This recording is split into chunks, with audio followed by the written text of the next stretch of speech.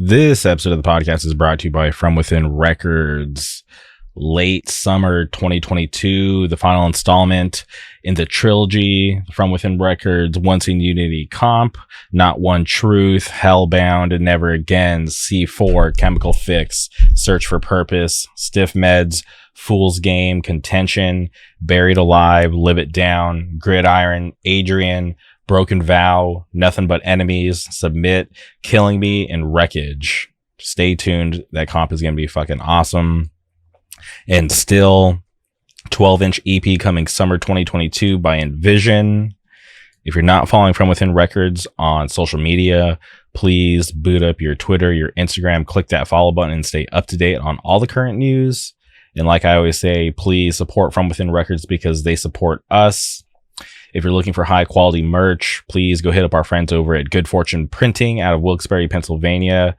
They do really awesome stuff. They print a lot of merch for your favorite bands. They've printed all my collab tees, and I am looking forward to working with them again in the future. So please go follow Good Fortune Printing on Instagram at Good Fortune Printing. You can contact them at contact@goodfortuneprinting.com. And they're very awesome. I love Wilkes-Barre. On today's episode, we had to track down our good buddy Pedro. He plays in a band called Dying Wish. They're currently on tour with Code Orange. Hopefully they're coming to a city near you. It was very awesome for me to sit down with somebody, especially someone from the Portland scene. I think he might have been the first person from the Portland scene to come on the podcast, which was awesome for me. He's a great guy, really fun to talk to. We DM and text all the time.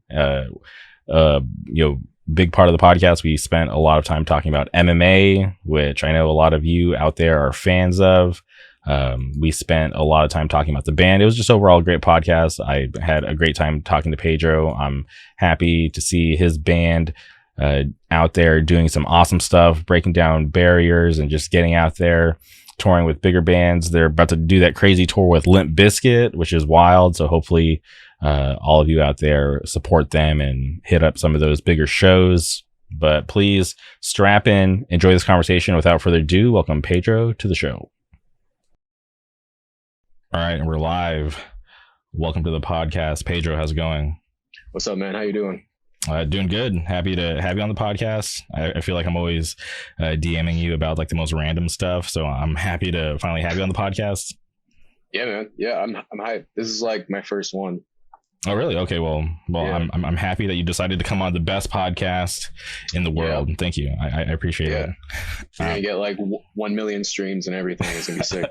The numbers are gonna go crazy when they see that you're on the episode today. So thank you. Thank you for the boost. Hell yeah. But how are things for people who may not know? You play in a band called Dying Wish, and today's just an off day for you, correct? Yeah, we had a off day yesterday too because Code Orange is at Coachella right now. So we're just chilling until tomorrow. Mm-hmm. Yeah. And I'm just kind of curious, like, how does that work? Like, obviously you knew like ahead of time that they're going to be on the fest. So was there any option for you guys to maybe attend the fest, or were you guys just like, we'll just go chill in the area? I don't think there was an option to, unfortunately, but like we're not really used to this many off days. We usually try to fill them, like play as much shows as we can. Mm-hmm. But at least we got the one tomorrow. But yeah, that's like, it's kind of like one of those things where like you'll see the touring route and you're like, okay, this is how many off days there is. Mm-hmm. And then it's up to you if you want to fill them or not. But we always try to. Okay, yeah, because sometimes I just like assume that like maybe there's like a radius clause, so maybe people like wouldn't want to reach out like to try to help you fill those off days. Yeah, there definitely is sometimes, which is kind of annoying, but whatever. Okay, for sure. Yeah. And shout out to Yuma, Arizona. We just talked about this before we started recording, but you guys are playing in Yuma, Arizona tomorrow. A great scene. Everyone out there is dedicated. Shout out to Jeff Yuma. He's been doing awesome stuff out there for a really long time. Yeah. No, I'm excited. Like the few people that we know from there have said that like it's gonna be sick, or like usually shows there always go crazy. Mm-hmm. People buy a lot of merch, like shit like that. So yeah, we're hyped. Okay. Yeah. Well, I'm just curious, how has tour been for you guys so far? Because obviously, there's been some dates before the break. Yeah, no, tour has been really good. All the shows have been sick for us for the most part. We played like a one-off show with Loathe in Fresno the other day, Mm-hmm. and that was fucking insane. Like, um, craziest show of the tour, quote unquote, because it's like not actually on the tour. We just did like a one-off. Mm-hmm. But yeah, like watching Code every night has been sick. Like, it's crazy, like how much production shit they have going on, and like fucking how long they've been doing it. It's really cool. Yeah, I'm actually really jealous because I haven't seen Code Orange in a long time, and the last time I was supposed to see them was when they were supposed to play Coachella before it got canceled.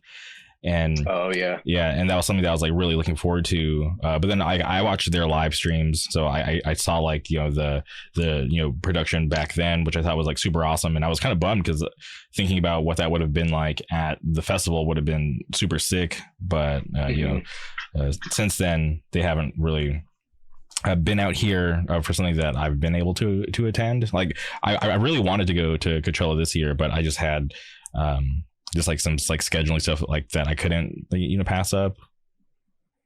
Yeah. Sorry, Jeff was right behind me grabbing shit. No, you're all I don't know good. if he caught that. No, I'm your AirPods did a good job of not letting those in. Hell yeah. No, I've had these AirPods for like 3 years, and I recently just figured out how to turn on the noise cancellation shit. Okay, hell yeah. Yeah. So Yeah, I'm thinks it actually works. I'm actually really surprised. Yeah, because I didn't hear anything. Cool. He might be in the video, so oh well. That's totally fine for the viewers. It's a nice little treat that they didn't expect. Yeah, exactly. Yeah. Okay, and obviously, being on this tour with Code Orange and Loath, how is it? How are you guys approached to be honest? Because it's a pretty big tour, right? Because you guys think Code Orange top three, like biggest hardcore band. I know a lot of people don't like to call them a hardcore band these days, but I still consider them a hardcore band. Yeah. I mean, I do too. Like, they've been on for so long that like, I mean, they started as a hardcore band. They still are a hardcore band. They're just, fucking, it just sounds different, but it's the same exact like shit. And I mean, like, you could like call us not a hardcore band either, but like, we came from the hardcore scene. We like played fucking hundreds of hardcore shows. Like, we still consider ourselves a hardcore band too. Mm-hmm. Yeah, no, for sure. Yeah, I view Dying Wish in the same way too. Like, when I look at what you guys are doing with your band, doing bigger stuff, which I think is super awesome. I don't take you out of that box. Cool, thank you. And as far as the Portland scene, I'm just kind of curious, like what it was like for you and like starting this band in that scene. Yeah.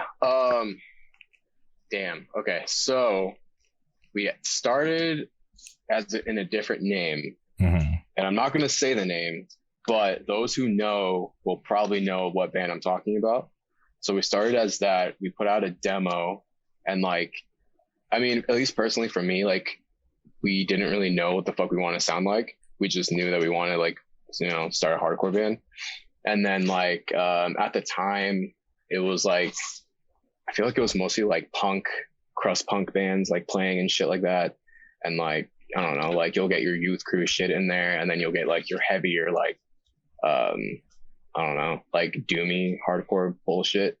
And then, we kept playing shows, put out that demo, put out more shit. And then finally we were like, we kind of like want to play heavier shit. And like, I mean, it was like 2-3 weeks before we put out that demo.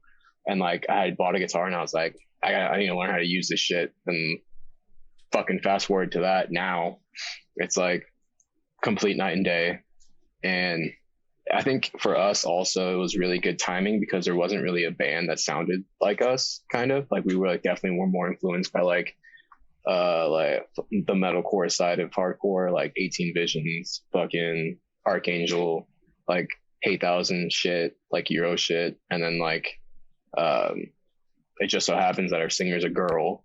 So that also kind of put us like in a different box than like most bands in our hometown, mm-hmm. which is like completely reversed now because there's like so much more girls like starting bands in Portland now. That's awesome. But yeah. So maybe Dying Wish had a direct influence in that, kind of opening the doors and showing people that, you know, that kind of stuff is actually possible. Yeah. I mean, I think, yeah, there's always has to be that first person that, you know, does that shit or like, you know, gets made fun of for it. And then like down the line, they're like, oh shit, they actually originated that or whatever the fuck.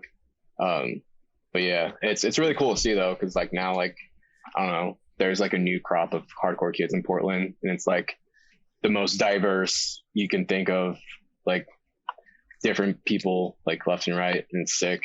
And there's like kids coming out for every show, which is cool. Hell yeah. When I was DMing you a couple days ago about when I was in Portland, like a while back, and I remember when I was going to that show at that older venue, all I could think about was like, wow, like where are all the hardcore kids? Because I felt so out of place because I was at some like ska show. You know, I'd never been to a ska show in my life. I don't really listen to ska.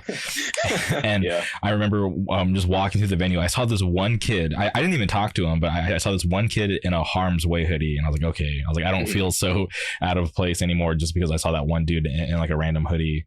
And I remember even like my buddy who like lived there at the time, I was asking him about like, you know, what's going on, like where all the hardcore kids at. And like, I don't know, he just wasn't really into like hardcore that much. He didn't really know what was going on. So it was just kind of like pointless for me to ask him about it. But I'm happy to hear like, you know, fast forward years later, there's a band like Dying Wish and hearing about this new crop of kids and, you know, it being actually active up there from where I'm at. Yeah. Like, I want like if you because you're saying you went to the Branks, you said? Yeah. Yeah. I wonder how either before or after that show I was telling you where that thing happened and then they got fucking closed down like pretty quickly after. Mm-hmm. But yeah, like at least during when the Branks was still around, like we were going to shows and like it was definitely quote unquote like our hazing period. Or like, you know, you'll see the same like older guys or like quote unquote crew dudes there. And you're like, oh, like hopefully he doesn't fucking beat the shit out of me today. But like at the same time, it's like, that's kind of what like attracted me to that music. Mm-hmm. Where it's like, you know, you'll go to a house show and it'll be like a couple beatdown bands playing. And like this older guy that you probably just saw that night just comes up to you and fucking smacks you in the face. And you're like, oh, fuck. Like that was cool. And you're like, I need to feel that again. So you keep coming. Or you go the other way. You're like, no, fuck that. That was stupid. I'm never coming back to a show again. Yeah, just get ran off on your first night. Yeah, I don't know. Like, thinking back, I don't even know why I was so attracted to moshing, you know, throwing spin kicks and like, you know, throwing my fists. I don't do it as much these days, but yeah, it's pretty funny trying to like explain it to people because like for someone on the outside, like trying to understand, like, yeah, it just sounds like really weird. Yeah, no, it makes no sense. Like if like on paper, it sounds cringy as fuck, mm-hmm. but at the same time, you're like it makes sense to us, and I don't think it's supposed to make sense to like anybody else, and that's also part of the reason why like hardcore is sick. Mm-hmm. So I've been, you know, obviously I've known about Dying Wish forever. I think one of the coolest things that you guys have done as a band is you guys put out a split with a band called Serration, which I think that band is so sick. And, you know, they're from Canada, which isn't like that far away. But I think the fact that they're from Canada, people just don't really know like a whole lot of what's going on up there. But just knowing that you guys did a split with that band, which I think like they're such a sick band. I love that style. I was like, this is such a cool split. Mm-hmm. Yeah, it's unfortunate. Like people don't really check for Canada that much, and like there's a lot of fucking good bands up there. Like obviously, like you said, Serration. There's like World of Pleasure. There's fucking Mortality Rate. Fucking like at least as far as for us, like Vancouver, BC was like one of the first places that like really like liked us, and like we're like, hey, like keep playing shows over here. And then like one of our first tours was a Canada run and shit. Like it's unfortunate that people don't check for Canada, but like at the same time, like they're doing their thing. Like they have like that Wild Rose Festival that finally is back, like that they're doing this year. Mm-hmm. And like, yeah, like Serrations are the homies. Like we always tell them like, once we do our fucking headliner, you're coming with us. Like fucking, yeah, that split definitely opened a lot of doors for us too. Yeah, and I'm happy to hear that you still have that relationship with that band because, Yeah. obviously, if you look at a lot of splits, like I feel like it's always like one band will kind of like gain success, and like the other band will either stick around or they'll just completely disappear. So it's always like, oh, like when you do a split with somebody, you're like trying to like body them, but at least with us, like they're the homies still. Like we just both want to fucking put out really good songs, and like sometimes I'm like, damn, this Ration side of it is harder than our shit, and then like they'll say the same shit back or like something like that. And I am curious about that split. Was there a reason why they had more tracks than you guys? I don't know. I don't remember. Yeah, because we had two and they had like three, I think, and they had like I think one was only like a sound clip or some shit. Mm-hmm. Okay. I think. Yeah. But yeah. Okay. Might have been laziness, to be honest with you. I don't know. Okay, for sure. Yeah, and you can't really like predict the success of anything like that, right? You just kind of put it out there and just kind of see where it lands. Yeah, because like at least on Autumn's Final Son, we were like, fuck, we're gonna start singing, and like we didn't know if people are gonna like it or hate it. Mm-hmm. And yeah, it looks like they liked it a little bit at least. Yeah, I feel like there has to be like some progression at some point, because as much as I would love for like a band that I enjoy to put out the same record over and over again, like it's going to get stale at some point. So you have to find new ways to be innovative and be creative with your sound. So adding stuff like singing, I think is something cool, and it might not be for everybody, but I feel like it's a cool thing to be able to kind of move in that direction and add something new to the arsenal. Yeah, and I don't know, I feel like we were probably heading in that direction anyway, just because like our genre has singing in it, like it's there. But yeah, and I mean Emma sings really well, so it was like a no-brainer. Like she was in choir and shit, so might as well throw that in there. Yeah, if the skill's there, why not use it? Yeah. Okay. And at what point for you did you start to kind of realize like, oh crap, like our band is actually gaining traction and people actually care about us? I'm trying to think. It might have been a little bit of that feeling when no, actually fuck that. When we released our record and we played the Hawthorne Theater, and like there was like 350 people there, like just to see us and shit, and it was like packed, and like fucking everyone was vibing, like everyone was fucking having a crazy time. That's when I was like, okay, people fucking like us, like holy shit. And then and it's funny because we did like that Motionless tour, and then the record release, and then the fucking Code Orange tour, and still kind of like why do people like us that much? Like, what the fuck? But it's sick at the same time.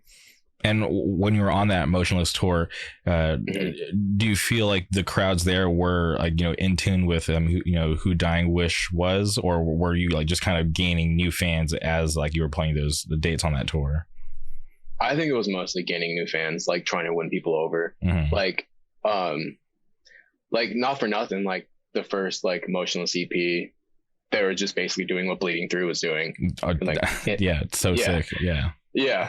And like it was funny, like I forget what day it was, but I was wearing like an It Dies Today t-shirt, and then Chris was just like, oh fuck, like you have an It Dies Today t-shirt? And I was like, yeah. And then like they were hyped about it. So like they're like basically they're just like a version of that, and just took it as far as they could, and they're still doing it now. Like they're fucking huge.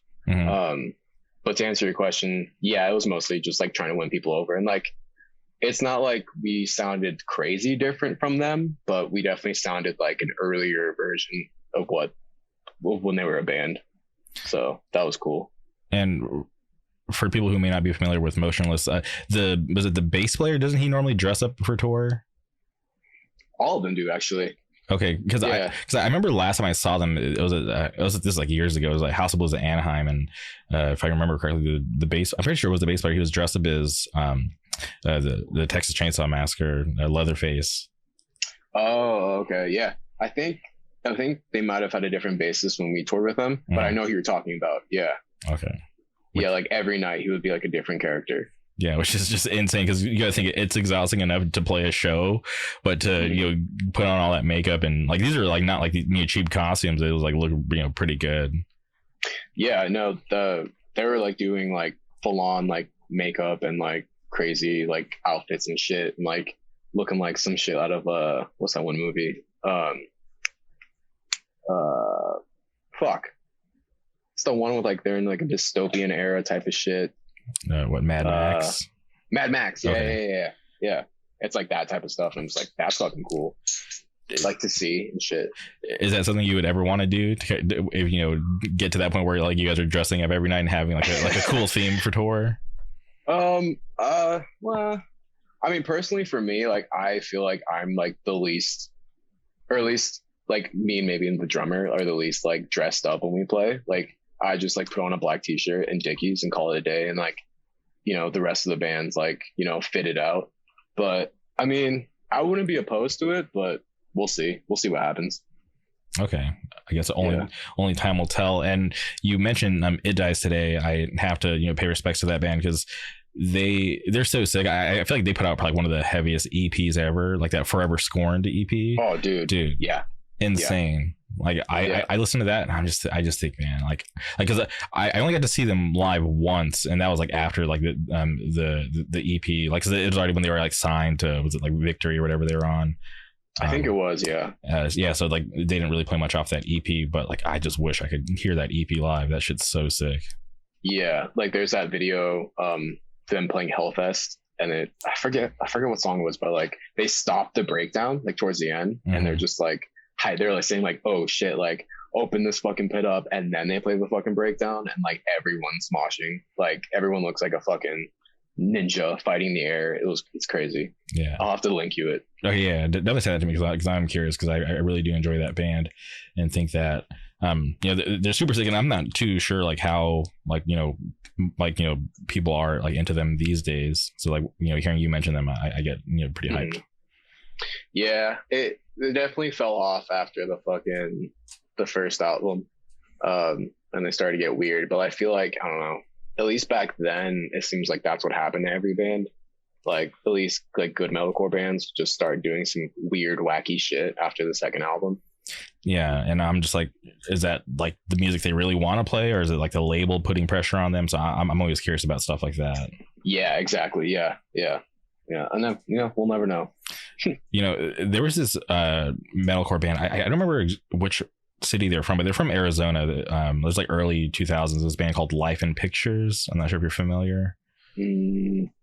Maybe. Sounds familiar. Okay, because whenever I talk about metalcore, that's like one band that I always like try to bring up because they weren't like obscure or anything, but they just like had like one record, and I always like really enjoyed their music, so I always try to tell people about them. Yeah. No, fucking the first As Blood Runs Black record is definitely like in my grails of like top. Dude, they had like a crazy wave because I was around when they were playing those shows with that like OG lineup and on that record, and I just remember like I could not believe like how like much people like love that band. Like I enjoy them too, and just being at like their shows, it was crazy. Like that's like one band that I'm surprised that isn't like really like super active these days, like doing like bigger stuff. Yeah, and I mean, it's just like you said like earlier, it's like how long do you want your favorite band to keep writing the same shit? And I think that's exactly what happened to them. Like I don't even fucking know, but they had like so many like lead singer changes, and then like it just sounded like recycled breakdowns and riffs towards the end. And it was just like, like it's really hard to capture that magic of that first release sometimes, but like some bands just really fall off after that. Mm-hmm. There was a band out here. They're like, for anyone who's like around at that time, they're kind of like, well respected because like the music was so good for the time. It was this band called Underneath the Gun. Dude. Yeah. And like when they wrote that first like EP, they were all in like high school, and then the band had I think stopped doing so because the singer had like a heart condition, and he like could not like perform because he would like probably end up killing himself. Oh shit, I didn't know that. That's crazy. Yeah. He had some heart condition. I don't know exactly what it was, but it was bad enough to where like, yeah, he's like, he couldn't continue doing, or like he couldn't continue being a front man because it was just like putting too much strain on him. Hmm. No, that yeah, because I remember like they had their like moment, and I was like seeing them a lot on MySpace and shit, and then all of a sudden it just like they disappeared, and I was like, wonder what the fuck happened. Yeah, but that's classic MySpace, like metalcore, deathcore though. I feel like it was, MySpace was such a good tool for its time for me to find like so much music, because like when I was getting into hardcore, like it was all thanks to MySpace for me to be able to find new bands, because like my sister kind of like started me off, and then she was like, here's a couple bands, and then from there I was like, all right, cool, I'm gonna spend hours just kind of jumping around and like just checking shit out, and then like top eights became a thing, and that made it like way easier. Yep. Yeah, you just go to your favorite band's fucking MySpace and then look who in their top 8, and then just go from there and then down the fucking wormhole. Yeah, and that, I guess I kind of look at Twitter as like, do you remember on MySpace they used to have like the bulletin board? Yeah. So I kind of feel like that's what like Twitter is now, because like people could just post whatever on the bulletin board for everyone to see. You wouldn't have to go like too deep into their profile, but yeah, I really enjoyed MySpace. Definitely is something that has always looked back on like fondly, because there's just it was like not like the first of its kind, because there was like Live Journal and like Friendster before that, but it was just like, yeah, this weird thing that everybody had. Yeah, and like I don't know, like fucking I learned like HTML code like from MySpace, and like shit like that. Like it was such a weird thing. Like I never got into Tumblr. I don't know what the fuck Tumblr was about, but like yeah, MySpace was my shit.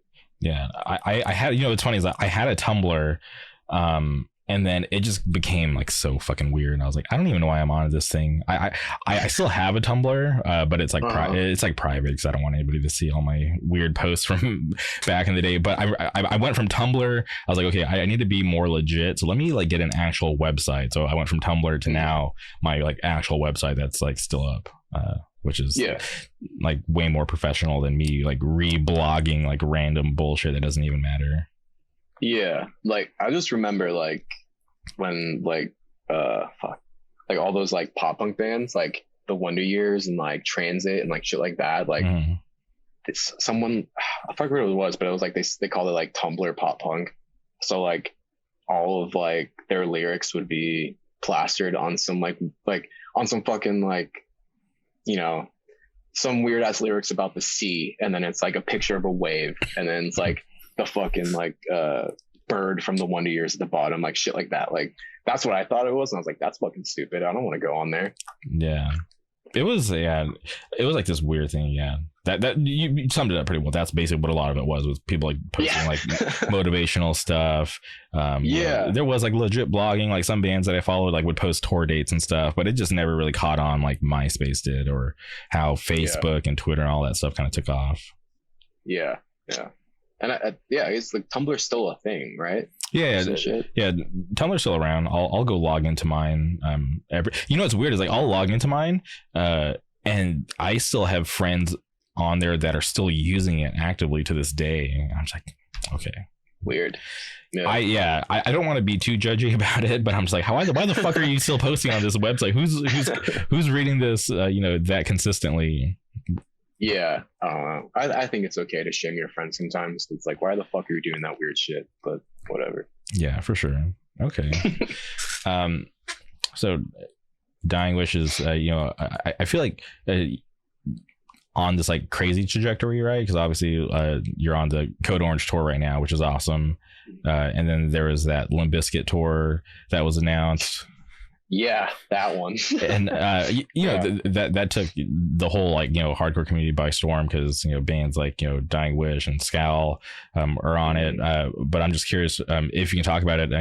Do you know how the band was approached to do that tour? I'm pretty sure. Let me confirm this before I say this. Okay. Did Fred Durst reach out to Tom, or how was it to get the Limp Bizkit tour? Or management? Yeah, it was their management. Okay, so yeah, it was just some fucking management shit. Their management reached out to ours, and obviously we're not going to say no. And like, yeah, that's pretty much how it happened. I mean, there was that fucking there was like a TikTok video of us playing, and then I think Fred Durst commented on it and said something, and then that also happened. But I don't know. There's probably a correlation between the two, but yeah, that's pretty much how that happened. And was there any hesitation when the offer arrived, or were you guys just like down from the start? Personally, I thought it was fake. I thought it was like, what? Like that can't be real. And then like I saw Scowl like also like on the shit, and I was like, okay, maybe this is real. Like what? Like obviously we're down, but like what the fuck? Like why? Not in like a why as in like why are you asking us, but like holy shit, like that's cool, but like why? Yeah, because you got to think for a band is or a big or for a band as big as Limp Bizkit is, for them to pick two bands from the hardcore scene when there's a crazy amount of bands and a plenty of other genres. It is wild to think about, because I remember when I saw the tour flyer, I was like, holy shit, that's wild, but such a cool opportunity. Yeah, and like fucking, I just like that it's like very mixed. Like there's like that Wargasm band. I went like after I saw the flyer, I went and looked up all the rest of the people that are playing that shit, and like that Snot rapper, like because I always talk to my little brother. I was like, all right, what are the streets listening to? Because he's a fucking hip hop head. He like tells me everything, like all the young rappers that are up and coming, and he was just like blown away by the fact that Snot was on it, and then our band name was on it too. So it's sick. Like if I had it my way, like every tour would be mixed, because it's just like rap, hip hop, hardcore, like they're the same fucking thing pretty much. Like the energy is the same fucking energy, it just sounds different. That's just all it is. Yeah, I would definitely agree, because I've been to plenty of rap shows and seen, the kids getting crazy before even before the artist would even get on stage, like the DJ just playing the right song and people just going off. I'm like, wow, this is like electrifying. And then the person's not even playing. It's just literally the DJ just playing the right song. And like, the bass is just like, the subwoofers are just shaking the building and it's just going nuts. I'm like, wow, this is crazy to be having like this much fun before the show's even actually started. Yeah. Like they'll be jumping up and down and shit, and like people stage diving. Like that's just like a hardcore show at the same time. Yeah, 100%. Okay. And just curious, for this like bigger tour, are you guys planning on doing like a bigger like production, or like anything special, or are you guys just trying to keep it the same, just on a little bit of a bigger scale? Yeah, I think so like we're doing so obviously we're doing that Code tour, and then we have like 2 weeks that we're doing with like we're doing another tour before the Limp Bizkit thing. So we're basically on the road for the whole time. So we won't have any crazy production. It's just going to be, us, but it's just going to be sick that we're playing to like a more bigger fucking place, like fucking arenas and shit. Yeah. And did you ever think you would be doing something this big, especially like this early on? Because the success of the band, it's only it's fairly recent, right? The full length came out just like a couple of years ago. Yeah. No, to answer your question, like this quick, hell no. But at the same time, I think we were just lucky that our timing was right. The album's fucking good, and also like our team, like our management, our fucking, booking agents, our managers and shit like that, they ride for us really hard. So all of that, like together, I think just makes us so we just get to fucking play and then reap the benefits of all that shit. And, yeah, I'm curious about Sharp Tone. How did you guys link up and build that relationship? I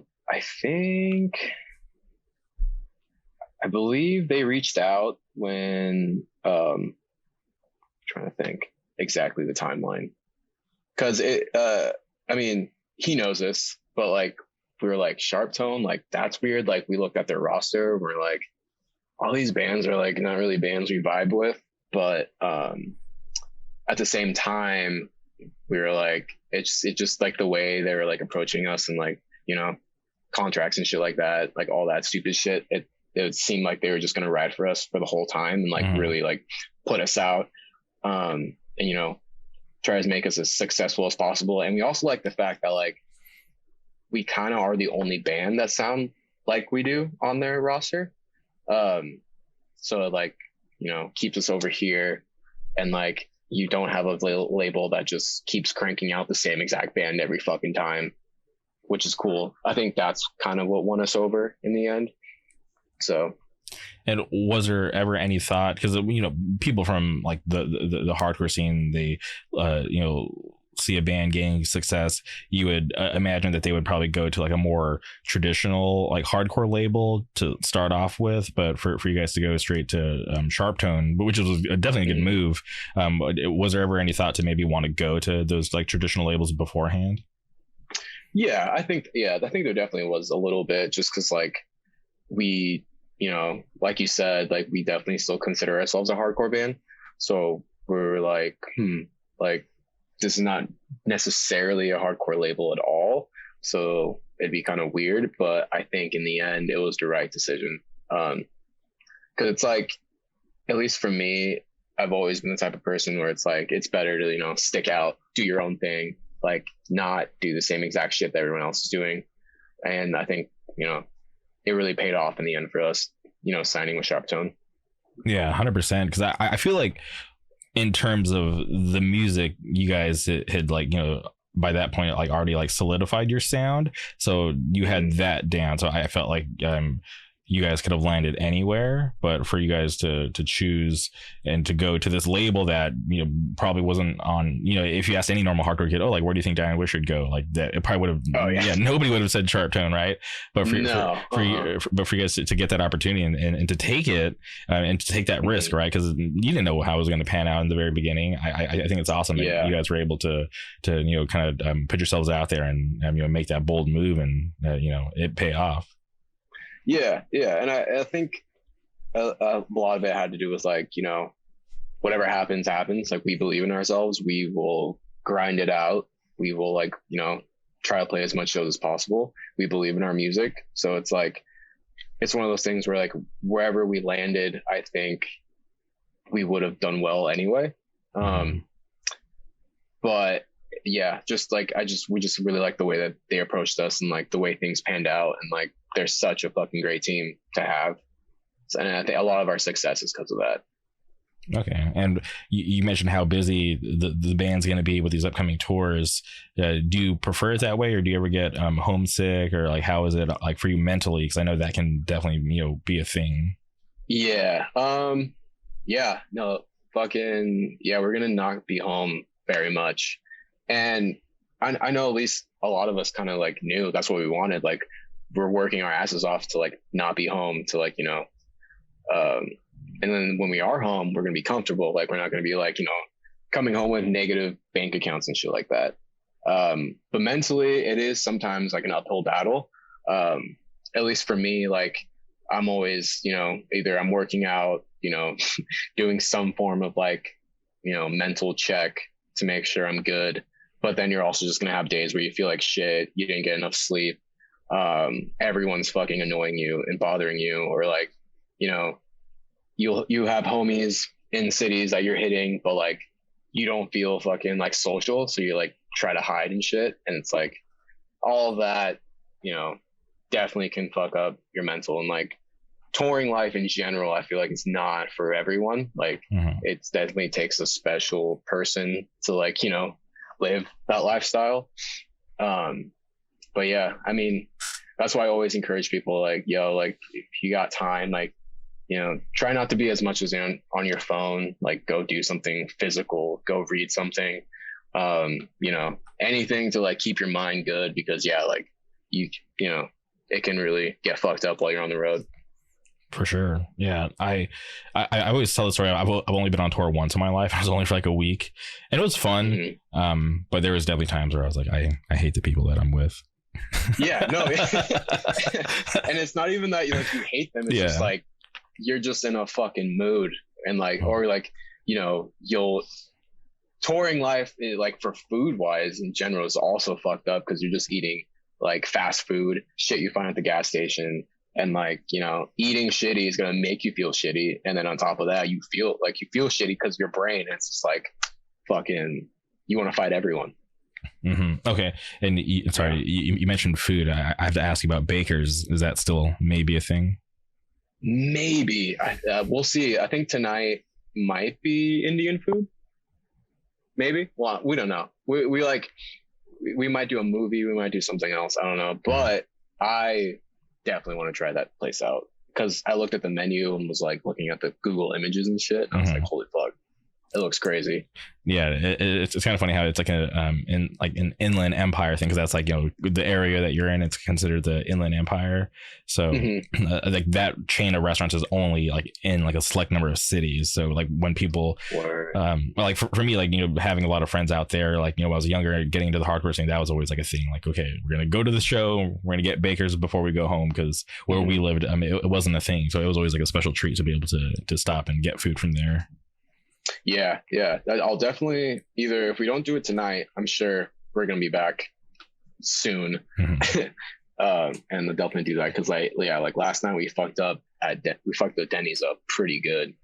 So damn. I don't know if we can do 2 naughty meals back to back. Naughty meals. Yo, I had Denny's the other day and it fucked me up. Like I was so scared because I thought I'd got food poisoning. It literally ruined my day. Like I had it for lunch and I just started to feel like shit. Like I had to like quit editing this podcast like mid edit because I just thought I got food poisoning, and I like took like a nap and it just like threw off my whole day.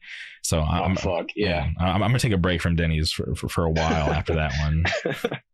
No, yeah, I got a fucking like a skillet with like, you know, chicken, fucking chorizo, potatoes, all that shit, cheese, and a side of pancakes and a side of biscuits. So yeah. Whenever we go out to eat, I usually eat a fucking lot. That is a lot of food. Yeah. Okay. The person taking our order was just like, yo, like, it doesn't come with pancakes. I was like, no, I'm aware. Like, I want a side of pancakes and a side of biscuit along with my skillet. And he was like blown away. And did you finish it all? Oh yeah, 100%. Yeah. That's that is a lot of food. That's awesome though. And also just a last thing about like, you know, your mental health, when you are on the road and you are having those tough days, how do you find ways to like kind of clear your mind and try to like, you know, kind of get back to that good mental state? That's a good question. I mean, for me, so like as far as like a normal like show day goes, we go to the venue kind of early, like around noon, like 1 or 2 or some shit, and from there we have like so much time until like some days we get sound check, some days we don't, but from like, you know, 1 to like 5 or 6, it's like all of that chunk of time where like you have nothing to do, like you're just sitting there like waiting basically. And I usually always try to like either like, you know, go work out, go on a walk, you know, like get away, like after I'm done, you know, changing strings in my guitar or like making sure my gear is good. I like, you know, those are like the little ways of like, you know, trying to get my mind ready and shit like that. Cause it does get taxing. It can get taxing really quickly. You're around the same people all the time. You see the same faces besides the crowd. But yeah, I don't know. Like, it's funny because like whenever I work out, I'm just like, all right, I need to fucking beat the noise in my head. That's like, you know, all that like dark shit or whatever. And that's kind of my way of doing it. I don't know if it'll work out for everybody because like not everyone can bring like 45-pound kettlebells and like an 80-pound kettlebell with them on tour and shit. But yeah, I always try to like, you know, I feel like whenever I'm in a physical state, I feel better after. So yeah. And I obviously follow you on social media, so I've seen you with the kettlebells. And is that like the only stuff that you brought with you, or do you like to do like other stuff? Yeah, I mean, when I'm at home, like, so you know, like I train like in MMA, so like, you know, when I'm at home, it's like jiu-jitsu in the morning, strength and conditioning workout after, which is like, it's like half kettlebell, half like barbell shit. And then Yeah, that's like my Monday through Friday schedule. But on Friday and Saturdays, I do like 2-a-days because those are usually my days off from work. So I'll do like, jujitsu in the morning, strength and conditioning workout. And then at night, it's like sparring for like a couple hours. So like that type of schedule, like on tour is impossible. So I always just bring like the bare essentials, which are just like my two 45-pound kettlebells and then my big monkey kettlebell. And that will get me by and haven't been able to yet, but whenever like we can have time, like I'll always try to reach out to homies who do train in the cities that we played, like, yo, can I drop in like for a class or two and shit like that. That's actually going to be my next question, because MMA is so popular these days. You can find an MMA gym practically in almost every city, especially like major cities, the ones that like you guys are touring to. So I was going to ask, like, if that's like a thing you have thought about, is to kind of just do drop-ins and kind of get to train with people from like all over. So I feel like that would be like a cool opportunity, right, since you're going to be on the road anyways. Yeah. I've had a few people like DM me and be like, yo, like when you're in this town, like text me, like come like roll with us and shit. I'm like, yeah. And like I'm also lucky in the fact that like Jamie and Joe from Code Orange also train in jiu-jitsu. So we've been like talking about like, yo, we need to buy mats and like fucking just roll in the green room when we can.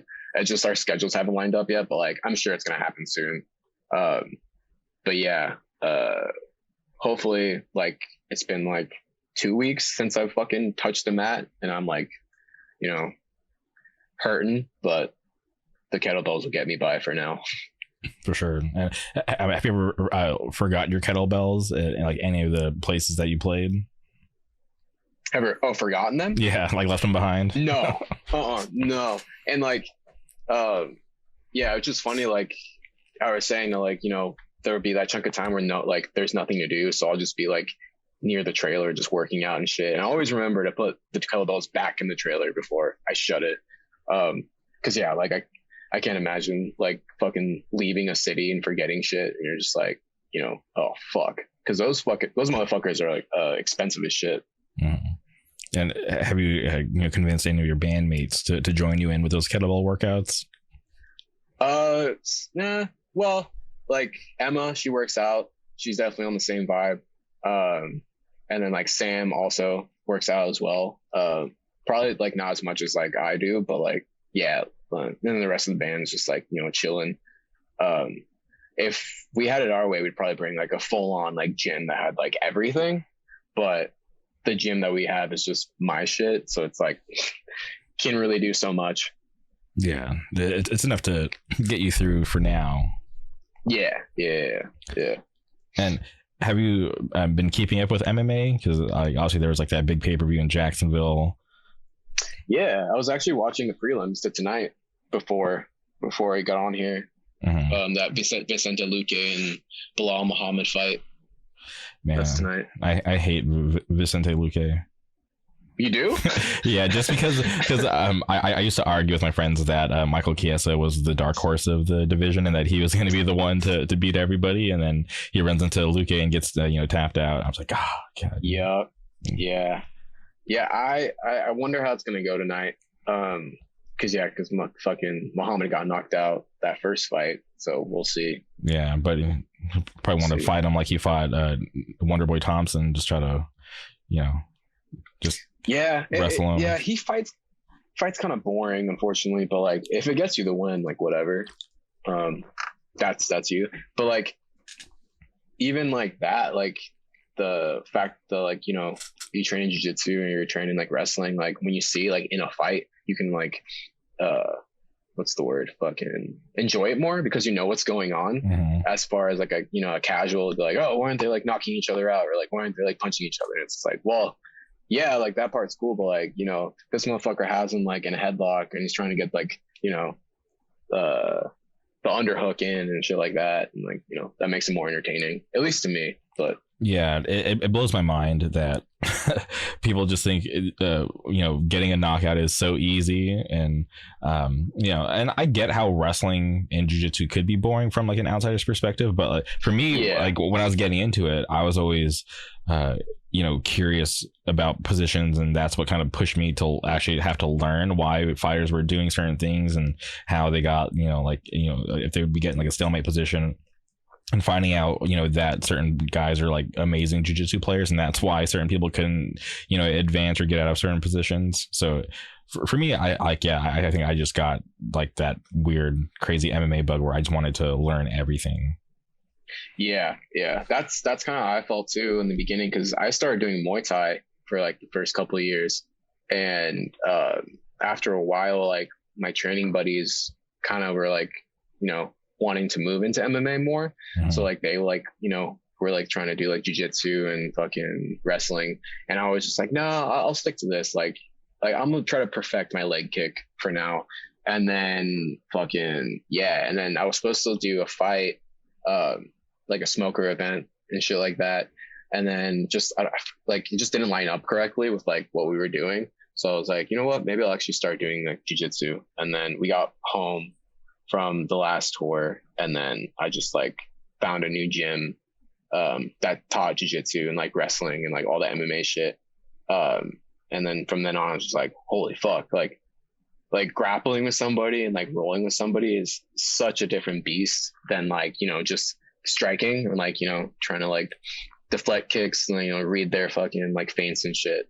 So like in that aspect, like it just makes watching UFC so much more fun, because you understand why homie is like inside control, or like why homie, like, like homie's like sitting on the ground kind of, and just like on his back, like waiting for the other guy to jump in into his guard. And like, but the other guy knows that if he gets in his guard, he's fucked. And it's like, it makes, all that shit more entertaining. Yeah. And even watching like a fighter like GSP and just being amazed at like how good like his cardio is, and to know how much energy like wrestling takes, and for him to be able to go as long as like 25 minutes, it's insane. Yeah, I remember watching a video where he was just like he was explaining to somebody, he was saying like when I work out, I only work out 25 minutes whenever I'm at the gym, because like that's how long a fight is for him. So he's going hard as fuck for those 25 minutes, and then he's done. And I was like, yeah, that makes fucking perfect sense. Yeah, I think he's the GOAT. I know that's like always like a thing that's up for debate, but when I look at him just as a fighter, like overall, inside and outside the octagon, I think he has done everything right. So I always like, pay respects to him. And even like, when he was active and fighting, he wasn't my favorite fighter. I was actually, picked against him a bunch of times and always lost. But, but like, being able to like look back at his career, I definitely think he did so many things right. And I'm happy to have been able to, been around while he was active. Yeah. Like it's funny because people call him like a boring fighter for that same reason, but it's just like he worked so many of your favorite fighters and like gassed them out and shit. And like even like that rivalry he had with like my GOAT, Nick Diaz, is just like, it was perfect. Oh man, I love the I love the Diaz brothers. I have like a Diaz brother. I have two Nick Diaz shirts back here. One is like a Metal Militia shirt, which is like the funniest thing, because like when I wear it out, people are like, "Why are you wearing Metal Militia?" And I'm like, "Dude, you don't understand. This is a Nate Diaz like walkout tee. Shut up." And then I have like a dethroned Nate Diaz tee, and then I have like a Diaz brothers shirt that they made that like Chael Sonnen modeled back in the day, which is pretty funny. Yeah, like him and his brother are like my favorite fighters of all time for sure. Like today was fucking Nate Diaz's birthday. Yeah, and I posted that clip of when. Yeah, I saw you post that earlier, which is awesome. When Nick came over from Strikeforce, I was when we came back to the UFC, I was so stoked. I was like, he's gonna beat GSP finally, because obviously like they had the back and forth, but they couldn't fight because they were in different promotions.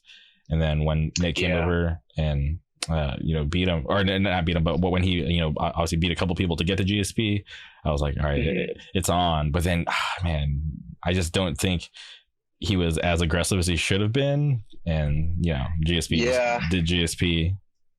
Yeah. I mean, even now, like I don't know if you saw like the Robbie Lawler fight. It was just like such a. I mean, I don't know his situation obviously, but it's just like. Yeah, he's just not as aggressive as he used to be. and like, you know, there's that whole like rumors that he's only fighting because he owes people money and shit. You know, that's why he's doing it.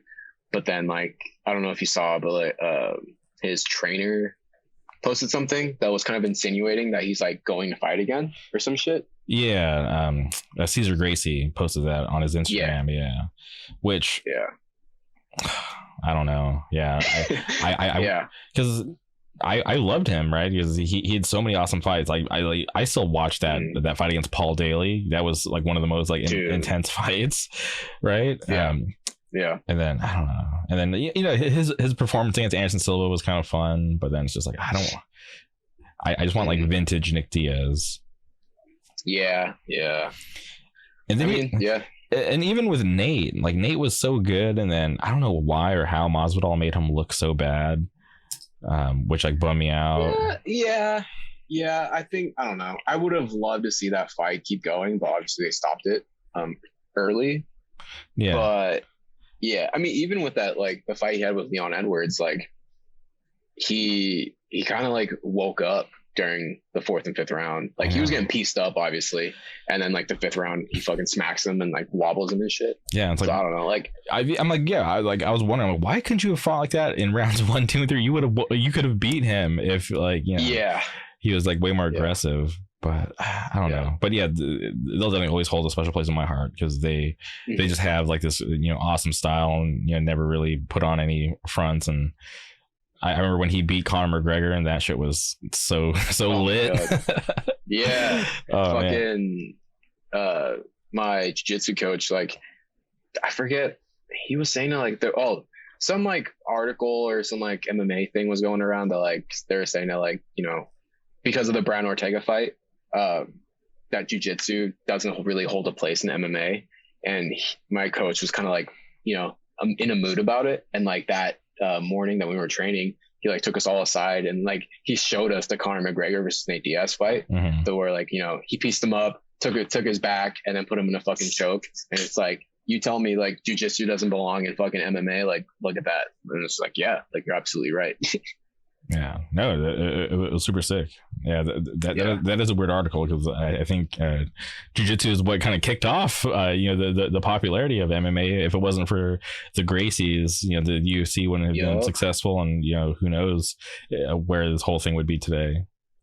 Yeah, and I mean, I might be biased too, but just like when you roll with somebody and then you start acclimating yourself to like learning all the moves and like understanding all the moves, it's like you definitely have like more of a respect.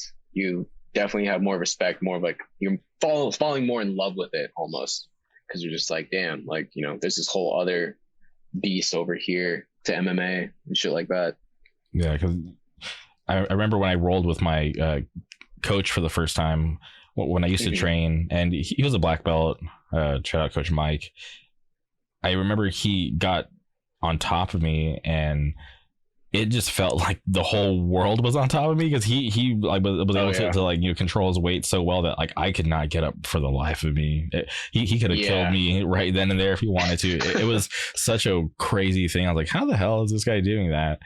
And that always tripped me out. And then so I used to train at a gym that was owned by Cub Swanson. Oh hell yeah. That guy's sick. Yeah, and he was there, and he had his arm in like a trash bag sling because he was like, you know, injured, like, you know, between fights, and he was just rolling with people, and it just, you know, in the rotation it was my turn to roll with Cub. With his arm in a freaking trash bag sling, he was able to. He's a black belt. I was a white belt, and you know, he was able to just have his way with me. And I was like, this is so crazy that he's so skilled at this, and he literally has one arm. Damn. Wait, so you rolled with Cub Swanson? You can say that. Yeah. That's fucking sick. Yeah. But yeah, I mean, I don't know if you saw, but like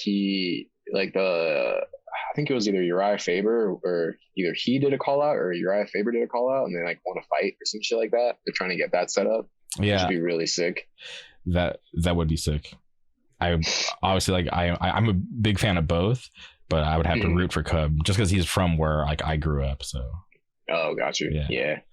So you got to root for the local guy. Because even now, like these days, since I live in Orange County, like whenever there's a fighter, fighting out of Orange County, I always pick them no matter what, even if I don't like them. Yeah. Just hometown pride shit. Yeah, because out here, there's like just this crazy hotbed for MMA. There's always like, obviously there's King's MMA out here. There's like, Ruka has their private gym out here. TJ Dillashaw, I'm pretty sure he still has his Reign training lab out here. So there's like a ton of good MMA just in Orange County. Yeah.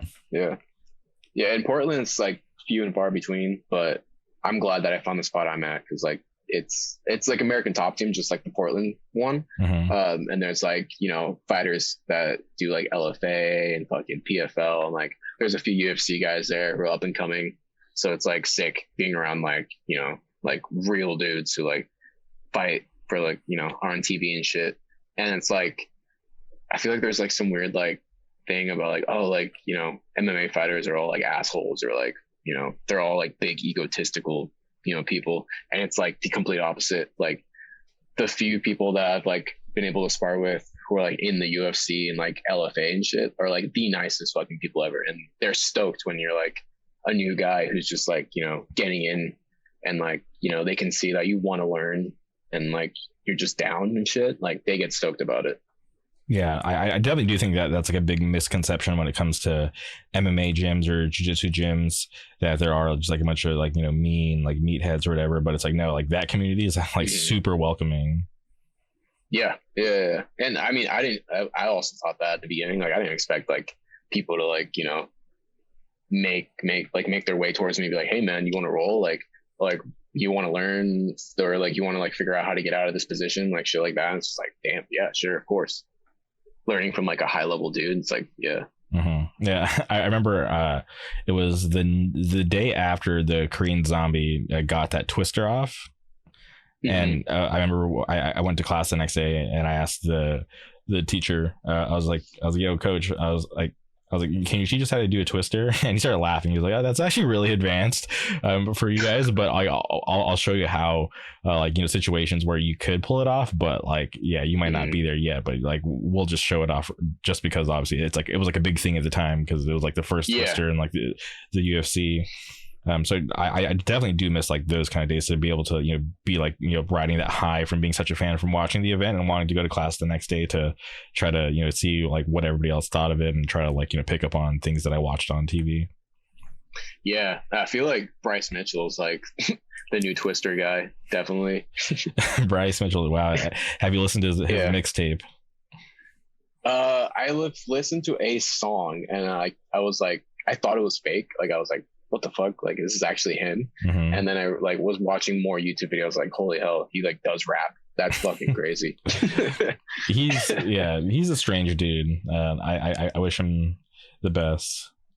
He's a talented fighter, but he's just like, watching him on like the Embedded, I was like, this is weird. He's lighting like Red Dragon Sage and stuff, which I'm kind of like, is that he's like going into battle? I'm like, this is because it seems fake. I'm like, this guy just doesn't seem like he'd be really into that, and it just kind of seems like maybe he's just like pulling like a goof to kind of trick everybody.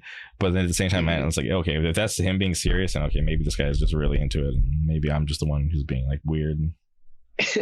Yeah, I mean, it does not seem like, how like fucking, Colby Covington has like that MAGA shtick and like, stuff like that. It's like, it does not seem like a shtick with this guy. Like he seems like he's this weird. For sure.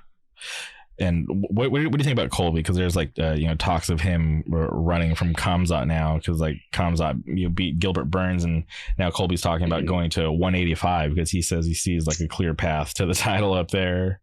Yeah. I like the confidence. I like, he'll never stop being that character, it seems like. So it definitely makes for great, articles to read about, or like videos to watch. But I don't know. I think the fight to make is, Khamzat and Colby. Like they're both insane wrestlers, insane grapplers. It'd be, it might even turn into just a straight up, striking match, because they're both so good at grappling. But yeah, I don't know. He's just entertaining. Like I don't like to say that like people, take him too seriously. Like, just it's a character, man. Like, because I've heard that he's like super nice in person and like, just a good dude to be around. But I mean, Jorge Masvidal obviously feels differently about that. But yeah. Yeah, no, I'm in the same boat. Like, yeah, like I've like listened to plenty of interviews where people basically outed his character. Like, yeah, like he's not really the MAGA guy. That's just he had to do that to kind of save his career because the UFC wanted to cut him. But you like, and I always get flack when I like root for him because it's like, dude, you can't deny his skills. He's ranked where he is for a reason because he's able to beat so many of the top fighters, basically everyone except for Usman. Yeah. I mean, his cardio is fucking insane. Like, he's just, yeah. That fight against Robbie Lawler, he put it on him. Mm-hmm. Yep. But yeah, I don't know if he beats Khamzat. That's the thing. Khamzat is so like it's such an anomaly, right? He's just like this guy that's like on the rise, which is like so rare for someone to come in and have this kind of impact, right? Because we've only seen it just a few times throughout the sport's like history. So for Khamzat to get to where he is now, and people were trying to say that he wasn't really fighting top competition beforehand, but he's been tested, especially after this Gilbert fight. We saw him face some adversity, and he was able to get through it, and not fail the test. So for him to be able to beat Gilbert and get ranked, I think they have him at number 3 now, like the UFC does. I think it's awesome. And sometimes I think about like, what if he is like the guy to beat Usman? Because I don't know. Like, I don't like when I look at the roster, like I swear it was going to be Chiesa, but he obviously didn't make it. And I picked Colby to win in their second fight, but then Usman pulled it out again. So who knows? Maybe Khamzat in some weird world is like the guy who's going to defeat Usman, who arguably is probably the best welterweight ever at this point. Yeah. I feel like a lot of people feel that way. I also feel like, I mean, Leon Edwards is a good fighter, but I feel like he's just going to get steamrolled if that fight does happen. Because I also kind of feel like Khamzat needs one more test, and then he should get the title shot. But obviously, I'm not the UFC, and the money fight would be just straight to the top, him and Usman. But yeah, and I feel bad for Edwards because I do think Usman beats him again, just because when you look at their like each of their last fights, right? Edwards, just his output just wasn't as crazy, and I seem like he was just kind of just way too chill versus like Usman's gonna put it on him. If you think back to like when he that first round against Gilbert versus Usman, and they were just going at it, I think he's gonna want to put that stamp on Edwards again, just because people keep saying that he might be the one to do it. I think he's gonna want to just like put another stamp and be like, okay, cool, I'm ready to laugh the division or fight this guy in Khamzat that everybody is afraid of. Yeah, and it's crazy because like I think it must have been like a Joe Rogan video or some shit like that, but they're saying that like Usman's knees are like fucked up, like they're like they're, I guess it's bone on bone, I guess. So it's, which makes it even crazier that he's been like just killing these dudes in his division. Like, he has bad knees and he's like still fucking putting it on everyone. Yeah, that definitely was when he was on Joe Rogan, because I do remember that episode. He was talking about how he has to like walk on grass because it hurts to walk on like the sidewalk. And yeah, I'm like, that's fucking crazy. Like, yeah, and to look at his fights against like top competition and like the way that he moves, it's like, how does he do it when like his knees are so messed up? Yeah. That also just reminds me of the Nick Diaz interview when he's just like why would you pull out of a fight? Like, I always fight hurt. Like, who doesn't fight hurt or some shit like that? It's like, yeah, dude, for sure. Yeah, man.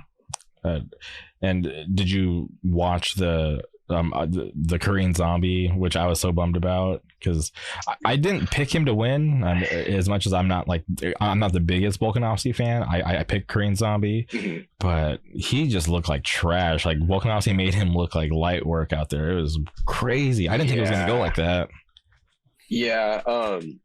yeah, we were playing in Vancouver that night. So like we played, and then like immediately I went on my phone and was like trying to find like, links to watch the fight. Cause I was like, damn, like fucking pay-per-views are like $75 now. Like, fuck that. Mm-hmm. But yeah, he just, I think a lot of people thought that Korean Zombie was just gonna like do a Hail Mary like right hand or something, because he has crazy power, but Volkanovski is just too much of a beast, too quick. His footwork's insane. And obviously, like, I love Brian Ortega. Like, that's probably one of my top fighters. But like, also in that fight, like, Volkanovski didn't tap 3 times in positions that like would have killed anybody else. Like, he's just a dog, straight up. Mm-hmm. And I think, yeah, I know Korean Zombie is like a great fighter, but the Max Holloway fight should have happened. I feel like they should have called the fight completely and then waited till Max was like feeling 100% and then done that. I think Korean Zombie was just a gimme for him, and then that's what it looked like. And this is a crazy situation to be in, right? Because you got to think there's not many people to get another crack at a champion, especially when you're down 0-2 against that same champion. So yeah, so like I'm a huge Max Holloway fan, so I was happy to hear that he was going to get that third crack at, or well, technically second crack at Volkanovski, because he was the champ in the first fight. But I don't know, right? Max is like, inactivity, not by his choice, right? Because obviously he had to pull out for whatever reason. I'm just curious, like, is he like, if hopefully the Max that fought, Calvin Kattar, Yair Rodriguez, I hope that's the one that shows up and brings that kind of fight to Volkanovski. Because imagine like the Yair Rodriguez, Max Holloway, and then like the Korean Zombie Volkanovski, and those guys meet. That fight would be so crazy. Holy shit. Yeah. No, I remember I think we were in Nashville when it was Max Holloway versus Yair Rodriguez, and like again, like people thought Yair was gonna put it on him, but not at all. Yeah, and it's crazy because like Yair makes people look easy, but then when he gets to Max Holloway, he's just like, all right, he's like, I'm gonna show you like a whole different level. And Yair was cracking him. Like Max was taking some solid shots, and he just didn't fold. He was just taking it and was able to put it on Yair. It was wild. Yeah. He's a fucking lunatic. I don't know, like a lot of times like you'll see people get hit and you're like, damn, like that's a CTE shot. And like I feel like every time people get the crack at Max, it's always like a hard shot, and he's just like eats it. It's like, yeah, I'm fine. Like, let's go. Yeah, he just has like that chill, just there's like no real reaction from it. And you're like, geez. Yeah. Was it the when he fought Dustin Poirier where like that round was about to start and he just like points in the middle? He's like we'll meet right here, and they just start swinging? Or was that somebody else? No, that was somebody else. Who was that? I'm trying to think. That was this is gonna bug me. I have to look this up. This is gonna bug me because it's on the tip of my tongue. Yeah. It was, I want to say, oh God, it's a guy that tapped Cub Swanson. He's from Chicago. What the hell's his name? It's fuck. They called him the Bully, right? That was his nickname, the Bully. Ricardo Lamas, was that the fight? That sounds right. Let's see. Ortega. Yeah, I'm pretty sure it was the Ricardo Lamas fight. Yeah, that sounds right. Mm-hmm. Damn, it's been a minute since I heard that name, but yeah. Which that was wild, but you bring up Dustin Poirier, and that makes me sad because when they were fighting for that interim lightweight belt, I don't know how, but Dustin Poirier, like when he was hitting Max Holloway, he was putting it on Holloway. He obviously like hurt Holloway like clearly so many times, and I'm like, geez, like how is he so much stronger than like all those other featherweights that Max is fighting? Yeah,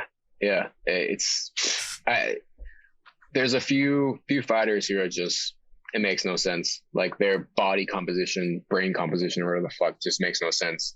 And yeah, that's why they're always in the top 5. and Yeah. shit. If I'm being honest, I didn't think Justin Gaethje was going to be that good in the UFC because I watched him when he was fighting in like World Series of Fighting when it was called that back in the day, and then when they're like, all right, he's coming over, I'm like, okay, like he has a like an entertaining style, but that's not going to last with these like, you know, high level fighters in the UFC. But somehow he's been able to make it work. Like when he beat up Tony Ferguson, that he made me sad that day because I was so sure Tony Ferguson was going to win, and he literally ruined Tony's career because after that Tony hasn't been the same. Yep. And then Tony's fighting Chandler now, coming up soon, I think. Is he?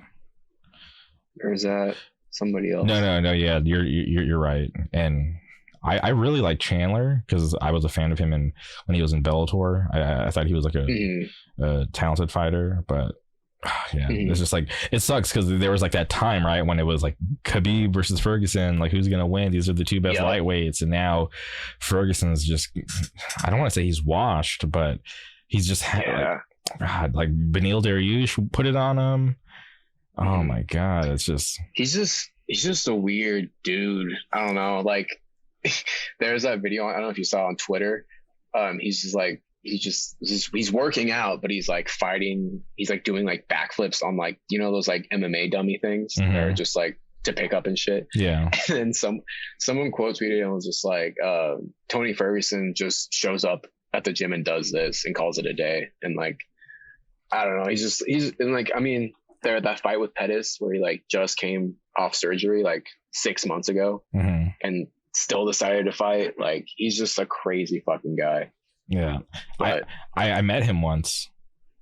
Really? Yeah, because he trains like probably like 20 minutes from where I live. But I was at this work event at there's like a county fair, and they're like they tricked us. They're like, all right, like if you want your bonus check, you have to go to the work event at the fair. And I was like, God, I don't want to hang out with my coworkers.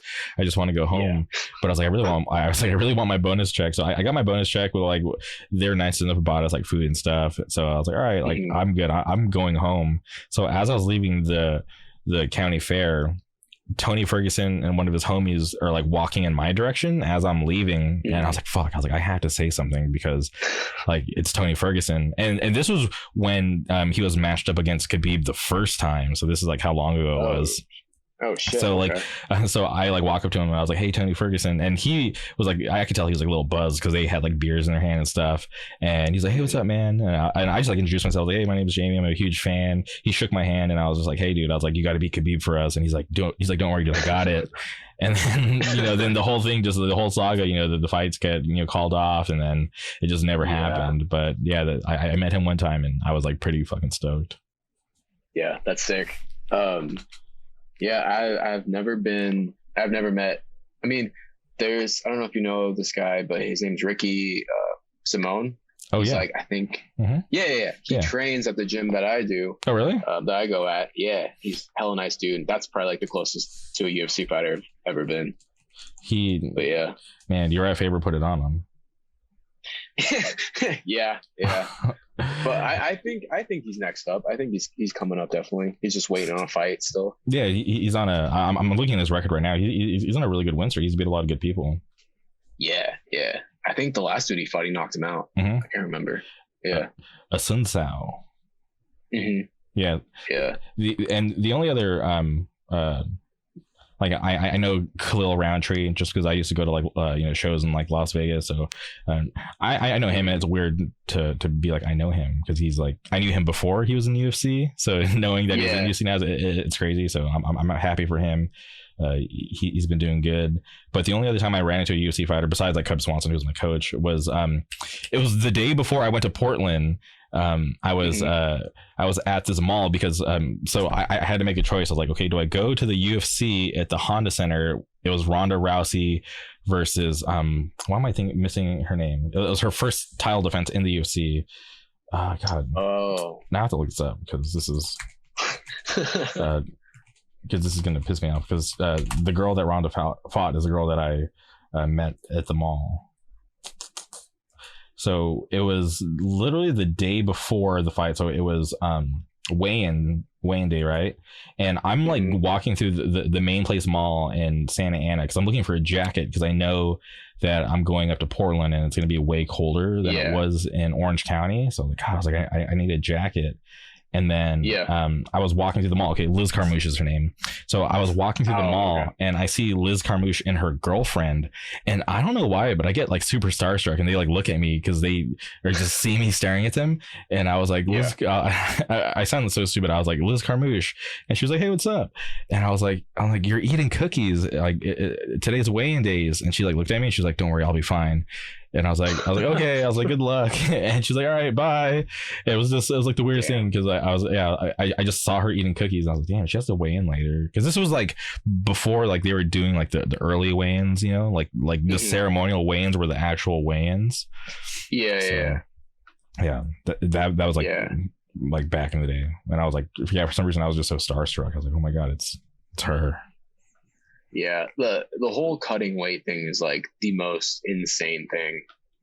Like the science behind it, where like you were saying, like you're like blown away by someone like eating cookies before weighing. It's like I asked this dude at my gym, I was like, so like how does like cutting weight go? Like I was very curious, and he's like, well, you know, like I usually weigh like, you know, 15, 20 pounds over my fight weight like a week before.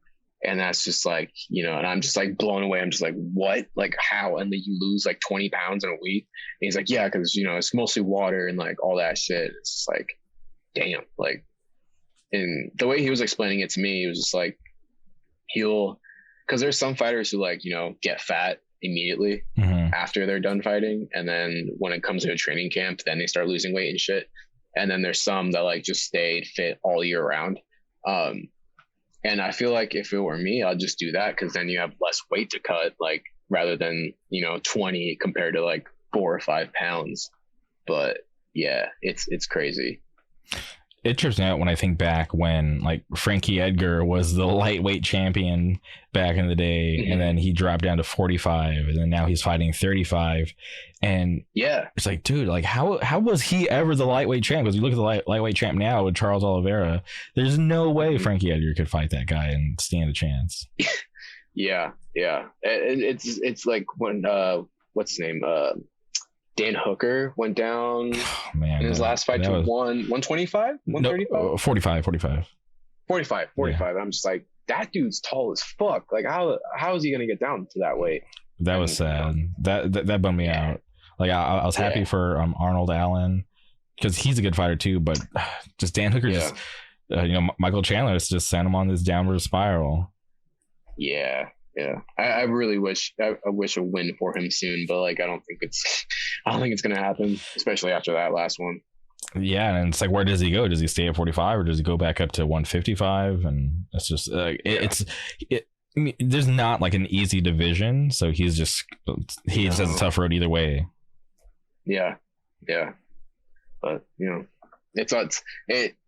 I think it also lends itself a lot to like the whole city kickboxing crew, where it's like, you know, I forget which UFC it was, but when it was Adesanya, and then 2 of his teammates were all in the same UFC. Oh yeah, there's the light heavyweight guy. I forget his name. Carlos Olberg, I think maybe. Hold on. Yeah. Now it looks. But yeah, I was just like, and then like the other dude, I just know his nickname, the Blood Diamond, and like, you know, he was getting hyped up to like start taking over and shit, and like his first fight he just gets fucking choked out. But they have who's that guy? Was it Brad Riddell fights out of there? I think it was he's pretty awesome. But there's a lighter weight guy too. What's his name? Kai Cotto France. Dude, that guy. Oh my god, he sent Cody Garbrandt to the desk or whatever they were whoever's talking shit about Cody. Cody, like, I don't think I've seen anybody fall from grace as hard as Cody Garbrandt. I mean, when I was telling, like, you know, talking to people about this stuff, everyone says that like they like hated him, and I was like, I never hated Cody. Like, like I thought he was a great fighter, and like the whole like Dillashaw like rivalry and shit was Mhm. so entertaining. And it's like, and now to see him just like, every fight just lose, it's like kind of sad. It's, his chin, like once that Yeah. chin goes, it's you don't really get it back. You look at older, like some of the older fighters, like Chuck Liddell, when he started getting his button pushed, it was just never the same. And I think Cody's been knocked out so many times, so close together, because he didn't take like remember when I just said his name, the guy that Max Holloway beat, Oh, Calvin Kattar. Calvin Kattar. He took like a whole year off to recover, and he came back, and he looks normal, right? He's not, Yeah. he doesn't have like that glass jaw. And I think that was an issue for Cody, is that I think he just always came back too soon, and it just went so quick. And he was so talented, right? Because he had great stand up, but he was a wrestler that never uses wrestling. Yeah. It's unfortunate. And like, yeah, like how you're saying about Calvin Kattar, like in that Max Holloway fight, it was like a record of how many strikes Max threw. I think that was the one. Yeah, he broke his own record. Yeah. So, I mean, for that guy to be like, yeah, I'm taking a fucking year off and then coming back, definitely a smart move. Yeah, and I get that it could be like financially taxing and really hard, but it's like, I think it's worth the hardship, to be able to continue to have a career instead of trying to just come back quick and right that wrong, because it's not worth it, because once that chin goes, like, there's like, it just seems like there's really no way to repair that. Yeah. I mean, that's the fight game. That's combat sports, unfortunately. Yeah, I know it is weird, because I used to think, fighters, like, I used to think Chris Weidman was going to be unstoppable. I thought he was our American dream. He took out that mean Brazilian, and then God, he tried to do that spinning shit with Luke Rockhold, and his career is over. That's where I pinpoint his career being over. Is he threw that spinning shit, lost the belt, and it's just rocky ever since. Yep. Yeah. It was funny because like that fight he had with Anderson Silva, like I was younger, so like I didn't know like about MMA or whatever like at all. But I just remember hearing about it because my dad was like, watching like SportsCenter or some shit, and I'm just like, and he was like, oh, what the fuck? And then like, the broken leg, and then I was like, holy fuck. Like it was so popular that it made it into like, sports in general. Yeah. But yeah, that sucks for him. But I mean, that happened to Connor too. And like, now he's like all beefed up. God, as much as I like Connor, I just wish he wouldn't fight anymore, because I feel like he's at the point where like he's gonna end up like BJ Penn and kind of tarnish his legacy. Because if you look at BJ Penn, was so good until he ran into Frankie Edgar, and then Frankie Edgar had his number, but then he swore that he could beat Frankie and got 2 more cracks at Frankie and just got beat up, and then he got fed to Yair Rodriguez, and then it's just like, what are you doing? And just stop. And then all of the stuff outside the sport, him getting knocked out by random people at the bar, and you're just like, dude, BJ Penn, you're not the BJ Penn that I want to remember. And like, I just feel like Connor's in that territory. He's walking that fine line, because he came back from the Mayweather fight, which I don't blame him for taking that. I wish I could live in an alternate timeline where he didn't, where he stayed the MMA path and continued his greatness. But when he comes back and he fights, these, I don't want to say like mediocre, because he is fighting like top level, but he gets whooped by Khabib, which everybody gets whooped by Khabib, so that's fair. Yep. And then I'm not trying to remember the timeline exactly. And then I know he fights Cowboy. Is that right after? And granted, Cowboy at that point wasn't the same Cowboy that used to fight back in the day. He was already like older, so that wasn't that impressive. Those weird like shoulder strikes, which was interesting. And I just kind of like looked at the landscape and I'm like, I don't really see Connor being able to beat any of the like upper echelon right now, because I feel like, and like just the skill gap kind of caught up to him, and Yeah. you know, people these days are just like way better than what he was before he went to go boxing. Yeah, I mean, that's kind of like the game you play. I feel like when you take like a long, I mean, in this case, he fucking broke his leg, so obviously it's gonna take a long time to like get back into it. But like even now, all that time off, and he's like, you know, begging or not begging, but wants like a title shot. But even before the leg break, right? Even like the first fight when he wasn't checking those calf kicks, you kind of realize like, holy shit, Connor's been gone and the calf kicks have become more prevalent, that he didn't train to defend those, because there's no reason for him not to defend it, and he was just eating them, which definitely compromised him. And then when Dustin, you know, TKO'd him, it was just so sad to see someone who was so great go down like that. Yeah. I mean, fucking, I forget who it was. Anyway, I can't remember. But yeah. So yeah, to your point, I think that's what happens. The longer you are fighting, the longer, you know, the better people start getting. Like, it's just a different era each time, I feel like. Except for GSP. GSP went out, and then GSP came back, won a title, and then said, "See ya." He came to prove that he could beat the bigger guys. He beat Michael Bisping, which was awesome. And you know, he didn't you know, do it like super easy. He took a lot of damage. Bisping was doing damage from, you know, his bottom position, but you know, GSP was smart. He kind of saw the lay of the land. He was like, okay, he's like, I managed to get the decision against a roided up Johnny Hendricks. Let me take a break, and then came back, which was fine. And like, yeah, like I'm happy he's not going to fight again, because he knows that he could easily end up like Anderson Silva, Conor McGregor, even Chuck Liddell back in the day, when it's like, dude, Chuck, just stop. Like you're already washed up, which sucks.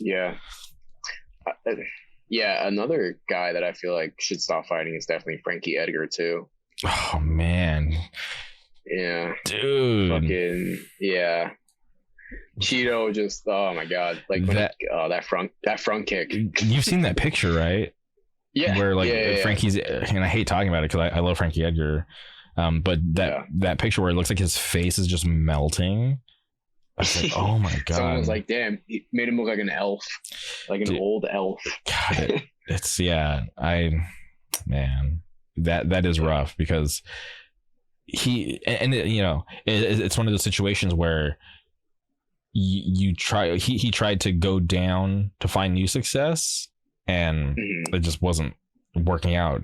Even he went down twice, which is so rare, because he was so good for his time, but then just, I think it was just one of those things too, like the skill gap, and just I think also for him what he suffered from was the physicality of, like, you know, modern day fighters, right? Like he was the natural like 155 champ, but people just found better ways to cut, and they were just becoming too big, and he wasn't viable at that weight class anymore. And still, he went down, wasn't viable at 145 because those guys were still huge. Gets down to 135, same thing. It's like, and I don't think he can cut to 125. So nah, I don't understand how people can get to 125 in general, but to fight at 125, like what? Yeah, when I was training MMA, like just thinking about the way that my body is built and like how much I weigh, like I'm 5'6", I weigh like 180. So I was like, all right, I can cut 30 pounds. I can get to 155. I was like, my dream was to get revenge for BJ Penn and beat up Frankie Edgar. That was my dream back in the day when I was training. But then when I went to the gym and like I was training, they're like, all right, like we're going to put you against like an actual lightweight. And I walk up, this dude's like 6'3", just yoked out. I'm like, you're not 155. He's like, yeah, I'm 155. Like when I fight. And this guy was just making me look like trash. And I was like, okay, I was like, okay, let me rethink this. Okay, I guess 155 is not going to be my dream. And then I was like, all right, let me look at the champs and see what they actually like, you know, like how tall they are and like how much they actually weigh. And I was like, I would have to fight like 135 or like 125. So I was like, there's no way I'm beating Mighty Mouse. So I was like, all right, let me just scratch that. And I was like, okay, I was like, I could definitely beat TJ Dillashaw. I hate him. So I was like, I could do it. Dude, I'm excited for Dillashaw versus Sterling. I think it'll actually happen. Who do you got in that fight?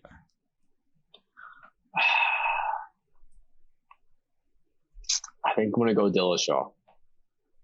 I like, as much as like, you know, I have a couple homies in Denver who like train with Corey Sandhagen. Mm-hmm. Like, I love Corey Sandhagen, but like, you know, obviously it's not him fighting Sterling for the fucking belt. But from there, I was like, well, like I give it up to Dillashaw because like he fought with a fucking fucked up knee during that fight and still got it. But yeah. Yeah, I feel like Sterling's style just his like lack of activity versus TJ Dillashaw, who has like a heavy output, who, you know, puts the pressure on. I think that as much as I hate to say this, like I think that matchup does favor TJ. Yeah. And I was so sure Sandhagen was going to beat up TJ Dillashaw. And dude, me too. Oh man, me fucking too. You know, my biggest fear for Corey Sandhagen is that he's going to end up like a Cowboy Cerrone, like these guys that just get to the fight right before the big fight and then just kind of shits the bed. Because like even like when he fought Peter Yan, I was like he's got this. Like his build, the range, like he has it all. But then sure enough, Peter Yan just slowly crept up on him and just outpointed him. I was like, damn, how did he drop that one too? So it's just like, you know, the TJ Dillashaw fight and the you know, Peter Yan fight. I was like, God, I hope Corey can figure it out because he's so good. Yeah. I mean, definitely think the Dillashaw fight went the right way. Part of me kind of feels like the Yan fight was more favorable for Sandhagen, but that could just be me being biased. I think, you know, points wise, it should have been a little bit more skewed, but you know, whatever. That shit happens. Yeah, I'm hoping he can get back soon to fight. I'm not talking about Corey Sandhagen yet because I would like to see that division keep moving. But you know, I see like Jose Aldo trying to throw his name in the mix, which is rare because like he's one of those guys that went down in weight and is actually having success. So yeah, it'll be interesting to see because he hasn't fought in a minute. Yeah, and he just looks him going down. He just doesn't look like he's aged. It looks like he's gotten better over the years, which is crazy. So in that case, who would he fight? Would it be Yan? Because he's like ranked like 4th. Yeah. Well, I would. Well, there's a chance that he could even get the title shot next. Because true. Because Sterling was calling out Jose Aldo as well. True. Let's see. Let's pull up the rankings.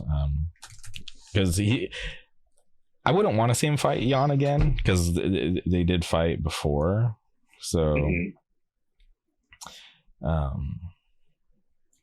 there's. Let's see who he's already fought. Okay, so he's already beat Font, which was a pretty good fight. Munoz, Vera. Damn, he's literally beat. He's beat a lot of motherfuckers. He's literally beat everybody. Yeah. And Marias retired.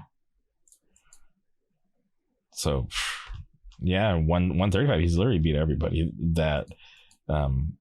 So he'd have to do rematches, maybe put him up against. See, and now he'd be fighting backwards. So if he had to fight anybody, I would want him to fight. There's Aljamain's partner, that Merab Deval. I can't fucking pronounce his last name.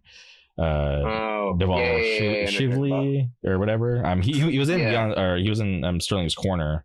He's that like really good wrestler and striker. So he's ranked number 6. Aldo's ranked 3. I don't think that'd be too far fetched if they wanted to give Aldo a fresh matchup. But they're also talking about doing Dominic Cruz versus Aldo, which would be fun. But I love Dominic Cruz so much. And I just am always nervous when he fights because I want him to perform well, but he's obviously getting up there in age and he's not as good as he used to be. So I'm always just like, all right, please pull this one down. Yeah, I love when he commentates, but I feel you. When he fights, it makes me nervous for sure. Yeah, because even when he fought Munoz, he got rocked. And, back in the day, it was hard enough just to hit him. But now, these days, when he's getting rocked. And, if I'm being honest, I felt like he could have continued in that Henry Cejudo fight. Because when you saw him get rocked in the Munoz fight, and he was able to recover and come back and win. It's like, dude, he could have done it against Cejudo, and we would have never had that champ. And he would have shut that down real quick. But yeah. I mean, did you see that Cejudo is back in the USADA pool or some shit like that? Yeah, I wish he would have never left, but I get it. He wanted like more money, and it's fair. He saved the flyweight division. He was double champ. He definitely deserved more money. But I think he wants to come back and get revenge for his guy that couldn't win. So, and he was calling out Volkanovski before and like wanted, he even volunteered to step in before Korean Zombie got the fight, which I felt like that would have been a good matchup instead of the Korean Zombie, like a good alternative to Max Holloway would have been Henry Cejudo, because he's never stopped training because he's the head coach of that Fight Ready gym out there in Arizona, and they have John Jones, they have that Jiri Prokayev or whatever his name is, Jiri or some shit. Yeah, is it Jiri or so they have a lot of really good fighters out there, and then they had Davison Figueiredo, who I hate that guy. I hate him so much. I wish he didn't win, but whatever. Yeah, which is what's crazy. I can't believe they're running it back. That's so crazy. Like right away. Is that confirmed? Mm-hmm. Yeah. Oh shit! Hell yeah! I didn't know that. Yeah, I forget which pay-per-view it's going to be on. Hold on. Now I feel like my brain's getting rusty. Because I'm like I obviously like there's like this log jam in that division because these rematches keep happening, but those fights are just so good. Yeah, because I did see him tweet out to Kai Kara France or some shit. I did see that, but it's either that or the Brandon fight again. That's what I want to see. Yeah, which I just hope Brandon comes back and just beats him up, just like the second fight. He was just made it so like smooth and just made it look easy. Mm-hmm. Yeah. I'm glad you don't also count the first fight, because that way it's a trilogy instead of a quad. Mm-hmm. Yeah, which is like rare, because normally I hate like immediate rematches because it does screw over the division, and then the window is so small for all these fighters, so I always feel bad for the people who are like right there just kind of waiting, and the fighters who take the risk and sometimes lose out on their shot, and that's it, that's a wrap, because just by chance they don't get back to it. So yeah it's definitely like I can't, like I can imagine just like working your ass off, getting all those wins, and then like the organization being like, no, we're gonna make more money if we do a rematch, and then maybe you're up next. Like that fucking would piss me off too. Yeah, and then they give you the option. Oh yeah, like you could sit out for almost 2 years and make no money from fighting, and then we'll give you the shot, but you have to sit out. It's like, gee, that's such a tough go, because it's like you want to make money, as much money as you can, so you get put in such a rough position. Yeah. You brought up his name earlier, John Jones. How do you feel about John Jones? I hate John Jones. He's a fucking cheater. He's the biggest cheater in our sport. Are you serious? He lost. He lost to Alexander Gustafsson in their first outing. Okay.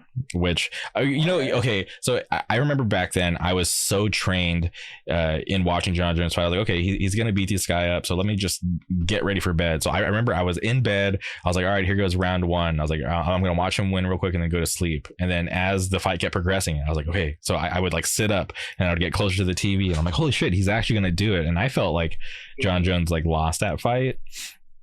So that one hurt me. And then obviously he comes back, wins the rematch. I was actually in person. The only time I've ever been to a UFC is when it was John Jones, Gustafsson 2, and then Amanda Nunes Cyborg. Shit. That was a crazy event. And then John Jones was on his tear or whatever, and then he runs into Dominic Reyes, which I watched that fight and I was so happy. I was jumping up and down in my buddy's apartment. He fucking did it. John Jones is over. And then somehow the judges were like, no, Dominic Reyes lost that fight. I'm like, there's no fucking way, dude. I watched so much MMA. I know so much about MMA. There's no way he lost. And I was watching that like non-biased, like very objective. And I was like, there's no way. This is it. And then sure enough, he gets screwed over. Dominic Reyes spirals out into depression and it's never been the same. It's never been the same. It's like, oh my God, dude. I'm glad you feel the same way about that Reyes fight because I remember, I forgot what I was listening to. I think it either might have been a podcast or something, but like they're saying the same exact thing. They're like, yeah, John Jones has a loss on his record. It's just not recorded. And it's like that Reyes fight. And I went and watched it immediately after. And I was like, holy fuck. Like he was losing rounds. Like, and like towards the end, like Reyes like kind of woke up a little bit more too and was just like piecing him up. And then, then judges were like, nope, John wins again. Like that one, I feel like is a lot more clear cut than the Gustafsson fight. For sure. Yeah. Because he came back and the Gustafsson fight was like landing that like spinning elbow and like hurt Gustafsson and and that's why and I don't want to think there's like corrupt judging or whatever, but I swear somebody had to have gotten paid off or something. There's no way. I mean, it's either, I don't know if it's corrupt judging, but like bad judging. And we all know that like certain states just fuck it up.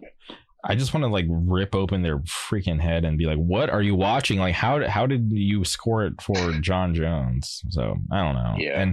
And I'm so over him too, because there's like, I'm going to heavyweight. It's literally been like 2 years and I don't care. Go to heavyweight. I don't. I don't think he even fights again, if I'm being honest. It seems like it's been all along, like a long con. Like he's actually not going to fight. Like there's that whole thing where he's like, they want to do a Stipe John Jones fight for the interim title or some shit for when Ngannou comes back. But it's just like, do we actually want to watch John Jones fight at heavyweight? Like there's so many factors like pointing towards he's going to be slow because he put on all that muscle. It's not going to be the same. He's also kind of an asshole, like outside of MMA. It's just like, I don't know. I even think like Ngannou's not going to come back because like the kind of stuff that he wants in his new contract, the UFC can't give it to him, because if they do, they kind of like opens like the floodgates to other fighters wanting the same thing. And granted, like he's the heavyweight champion, so he definitely has like a little more pull than your normal fighter. But like what's going to stop Dustin Poirier or these bigger people who sell pay-per-views? Like what's going to stop them from wanting just as much? Because they definitely do deserve more. And when you look at how much money the UFC is bringing in versus how much they're paying their fighters, it's actually pretty fucking sad. Yeah, I mean, however you want to feel about the Paul brothers, whatever. But they did bring up a good point. It's like, damn, like a motherfucker can go to boxing and like make triple, quadruple the amount of money that someone does in a UFC pay-per-view. And it's just like, I feel like if you're putting your life on the line time and time again, you should get paid enough for it. And especially with Ngannou's situation where like, everyone wanted him to lose the Gane fight, but he doesn't. He just out wrestles the dude and shit. And it just like, like Dana White doesn't want another Conor Mayweather situation, basically. So they're trying to kind of like make an example of the Ngannou situation at the same time. And you mentioned the Paul brothers, which is so crazy because I didn't think we'd get to this point. I cannot believe that Tyron Woodley fight. I believe that shit was fixed. Oh yeah, 100%. Me too. Yeah. Like, I mean, I'm a conspiracy theorist anyway, but like I watched so many videos where like you see him like it was like a choreographed like, you know, step into the punch type of thing, and then like right to sleep, and it's just like he's gotten hit way harder in the UFC and like just kind of was like whatever about it. And then, like, you know, and for the way that he fell just looks so fake. It was so silly.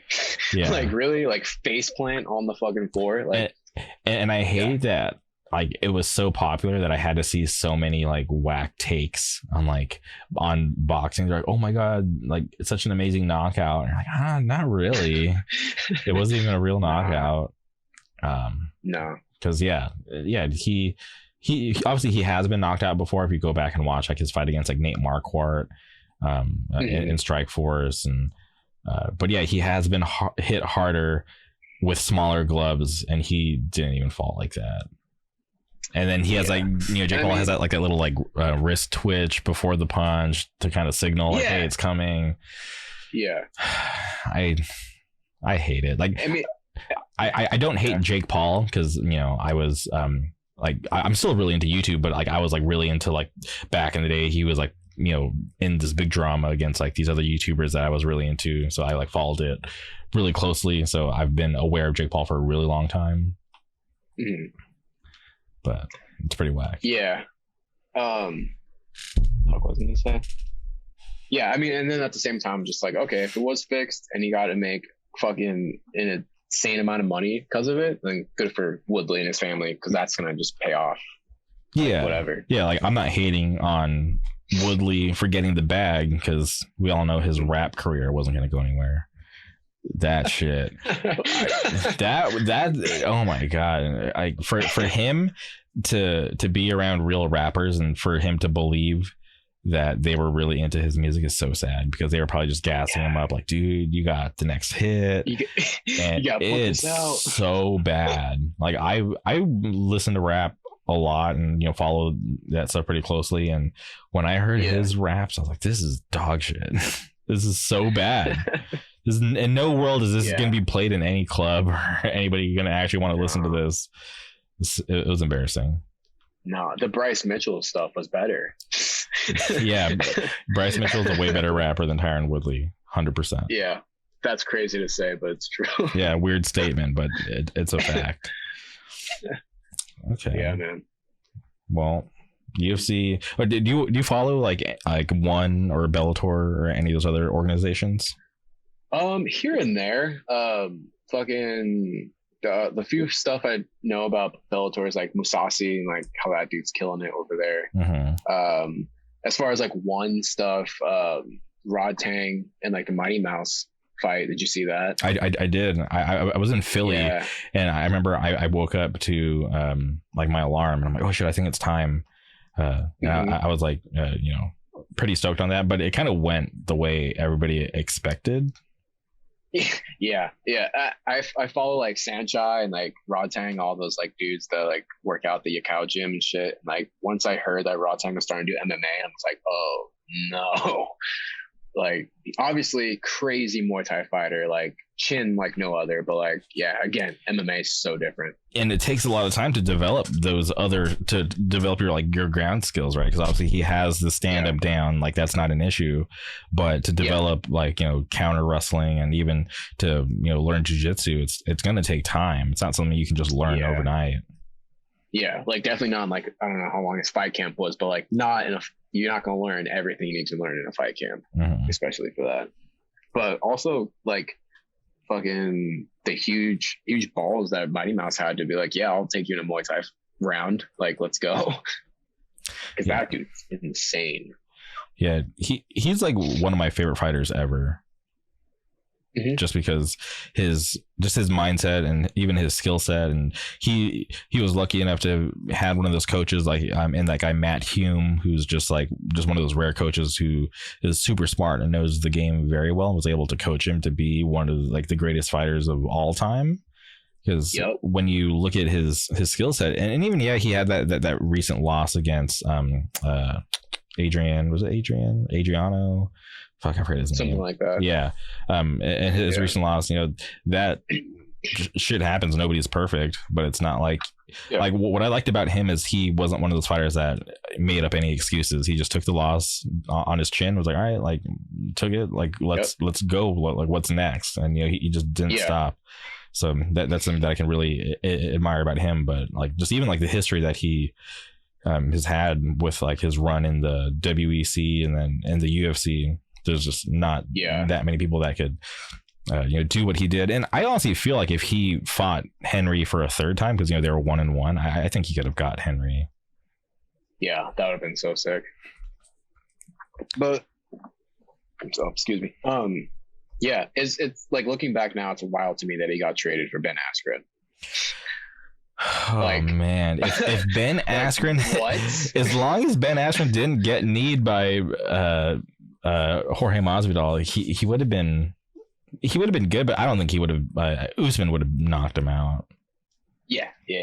I mean, I think, that's another one where like that knee was so popular that it got into Spanish Sports Center, and my dad was like, "Did you see this?" I was like, "Oh fuck."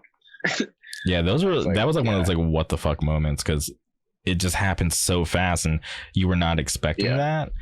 And it was nasty because for him to go that stiff, because he like fell over on his side, it was like stiff, and then Masvidal got some extra shots and you're just like, holy shit. Yeah, that shit was scary, like low key, when he's just like, I mean, like that was a scary one to watch, and then when Ngannou knocked out Overeem was also a scary one to watch. Oh it's my like god, Overeem stiff as a board, but it was just such a nasty uppercut, dude. Yeah, the fact that Overeem still has his head on after that was just like, geez. But he's one of those fighters that I'm really bummed that he didn't get UFC gold, because he has all those other titles to finally get UFC gold would have been so cool for him. But he made it to Stipe, and crazy fight, but he wasn't able to pull it off. Yeah, fucking because he was in Glory Kickboxing, right? Yeah. He was, and then I remember when he was in Glory, at the same time they were doing this like documentary like about his journey like through that tournament. It was actually like really well like put together, and it was a cool thing to kind of follow with watching that documentary and watching his fights and seeing him win. But then he obviously USADA came in and they're like, yo, like you gotta bring it back to your natural state, and he was like, all right, fam. Because when like the Overeem that fought Lesnar versus like the Overeem that fought Ngannou, like two totally different body types, Yeah. I mean, I don't know. I don't know how you feel about like steroids and shit, but imagine if there wasn't any testing and you just let these guys, or wasn't any testing like the old days, and they just let these guys go as hard as they could. Now, like a fucking I mean, there is rumors that Usman's like on like peptides and shit, but like whatever, like Well, I feel like if there was no testing, well, like I don't know, like I'm kind of like on the fence, because like when you think back to like the Pride days, and we have fighters like Fedor, there's no way Fedor was on any kind of steroids, because he was, for his body type, it just was, there's no way. But for him to have been such a great fighter, like among people who were definitely on steroids or some sort of like performance enhancing stuff, that's the kind of stuff that gets me excited. It's like, wow, there's like this guy who's all natural, definitely could fight at a weight class lower, but just chooses to fight at heavyweight and getting slammed on his head by like Kevin Randleman and able to like get through it all. It's like, that guy was fucking awesome. Yeah.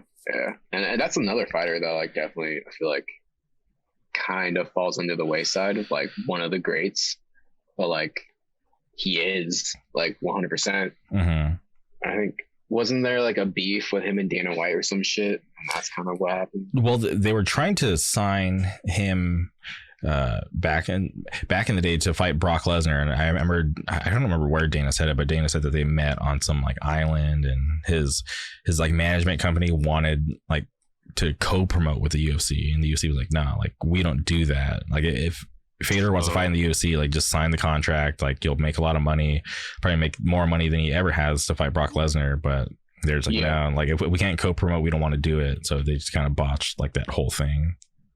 Yeah, that would have been a crazy fight to see, honestly. I think, yeah, it would have been, because like I would have had my money on Fedor just because he's so much more skilled, but also it would have been interesting to see how he would deal with like a brute like Brock Lesnar. Yeah. Because you know, I swore up and down that like I remember I was so sure that Shane Carwin was going to beat Brock Lesnar that I didn't even take the day off of work, because normally I would try to like request the day off, like, you know, back when I used to like work weekends, but I was like, no, like, I don't need to take the day off and watch that, because I know Carwin's gonna, you know, seal the deal, and come to find out Brock Lesnar wins by submission. And I'm like, what the fuck happened? I was so confused. It was so trippy. Yeah that like I always like go, because I bought UFC Fight Pass, so I always go back to that era of fights and just like just watch them, because like that I wasn't into it back then, but like I always just heard stories about it.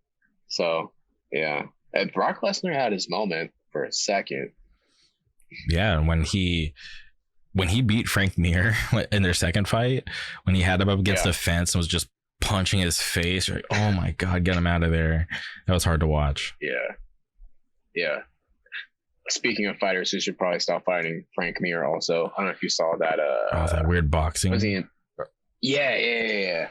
He got pieced up. And it's just like, it's so sad, because he, you know, when he was in the UFC, he was such a legend, you know, former champ, and then he just didn't make enough money, which is so sad. So he's doing this other stuff, and like how is someone who was so good get beat up like that? That's what, just like, I watched that and it just makes me so sad. Yeah, I remember like first like reading an article that he's fighting again in that weird boxing thing. I was like, oh, okay. And then hearing that he got fucking knocked out, I'm like, god damn it. Yeah. It's just like, yeah, and like I get it. It's probably so hard to walk away when like that's like your life, right? For 24/7 for, you know, some odd years, and you're making so much money, you're popular, you got people wanting you in every which direction, and then for it to all go away, like I can understand like how it can be hard, but man, to take a fight and to go out like that, it's like. And then you also don't want to end like that, so you take another one, and then you get washed again, and then it's just like before you know it, you brain dead, and you're, you know, looked at as a joke, and it sucks. Yeah. I mean, and that's, I feel like a lot of the reason why people respect Khabib, to like, you know, that's, he did his shit and he's gone. He's like, fuck that. Yeah, because there's also talk that like the division he was in was going to pass him, so he like left kind of at the right moment. I don't know if you think that way too. I don't know, because he was so, dude, he made, you know, Justin Gaethje, Dustin Poirier, he made them look so normal, right? Mm-hmm. And there was like, what, he got cracked once by Michael Johnson back in the day. Other than that, he was just unstoppable. He just, you know, for people who'd always say they hated watching wrestlers fight, like he was like the wrestler to watch, right? Yeah. But his pressure was crazy. Yeah, and I just don't know if there was anybody right now in the lightweight division that could beat him. Like, I really wanted to see him go up and fight Usman, two undefeated fighters. Well, no, Usman has like one loss on record, right? Yeah, he has one loss like very early, but undefeated in the UFC. Yeah. That would have been. That's one fight. I think like, you know, modern day dream matches, like that's like one that I wish I could have seen. Mm-hmm. Yeah. Fuck. I was gonna ask you this like a little while ago, but when we were talking about Glory, how do you feel? So obviously, you know, Adesanya. That one guy who knocked him out, he's in the UFC now. Alex Pereira or Pereira, or Pahea, or however you, I'm not sure the proper way to say it. Sorry. Yeah. How do you see him going up like in the division? Like, do you think he's going to get to Izzy? I think so. If he continues the way that he is, because his last fight against Bruno Silva, he was tested, right? He was taken to the ground, showed that he had some ground skills, and was able to pull out the victory, which was good because that Bruno Silva guy was undefeated. So that was a real test. And they're talking about matching him up against Sean Strickland next, which Which I don't think it's a good matchup for, like, okay, no. Strickland needs to become a wrestler in that fight because, he wants to stand a fight. He wants to stand and bang. But if he does it with Alex, I don't think it's going to go his way because that's not Sean Strickland's, like a wheelhouse when it comes to the standing game. When you compare him to Alex, like Alex is, the very seasoned striker. I think if that matchup actually happens, I think Alex wins that, and maybe by some weird chance they just push him to the title shot because Izzy, has beat everybody at this point except for Cannonier, but Cannonier, I don't know if they're actually going to give it to Cannonier next. But up in the air. But I think they're making, because I don't know if they think Alex can actually beat Izzy in MMA, but I think the way they're looking at it is like, okay, Izzy is quickly running out of interesting storylines because he's about to lap the division, and outside of Whitaker, there isn't really any interesting matchups or any interesting rematches for him to sell pay-per-views. So I think what they're hoping is this Alex guy who has knocked him out, and I'm sure that they can get that footage and they'll use that in like the lead up to the fight. I think they're going to want to push that and be like, okay, cool. Like, let's push this guy. Hopefully he can get there. Then we can have like a big pay-per-view and make a lot of money off of this, rematch in MMA. Yeah, I agree completely. Cause like when I saw that he was going to fight Strickland, I was like, Strickland's like a dirty boxer, but like doesn't really have any ground game. Even though I love him too, just because also he's a fucking nutcase, like on his social media and shit. But like, I think Alex is definitely gonna piece him up, and then probably, like how you said, they're gonna like push him towards the title shot. Because I think Izzy beats Cannonier, even though I think it'll be a good fight. I think it will be like pretty head to head, but like I still think Izzy beats him. Yeah, because I just think Izzy's just way more skilled than Cannonier. Like, Cannonier's a good fighter, but you saw it when he fought Robert Whitaker. There's, just like Corey Anderson said back in the day, there's levels to this game, and I don't think Cannonier's up there with Izzy yet. Yeah. I mean, his last fight was sick. Like, knockout was crazy, but Izzy is just whole other level for the same reason. Yeah, but I would like to see it happen. I like Izzy. I think he's like probably like the most popular fighter and the one that has like the most potential to kind of grow into like a bigger star, because he's already popular, but I think if they market him right and continue to let him do his own thing, I think he'll grow into like one of the biggest stars. Yeah, like I'm surprised he's not like in movies and shit, or like I don't want to see him go down that path like Ronda Rousey, and because she went to Hollywood and then came back and got whooped. Yeah. I mean, I could see him in like in a comedy movie, like a Judd Apatow type of shit, where he's just there, just like cracking jokes or some shit. But yeah, he's definitely has like the charisma of like a star, and it's crazy that he's like a UFC guy.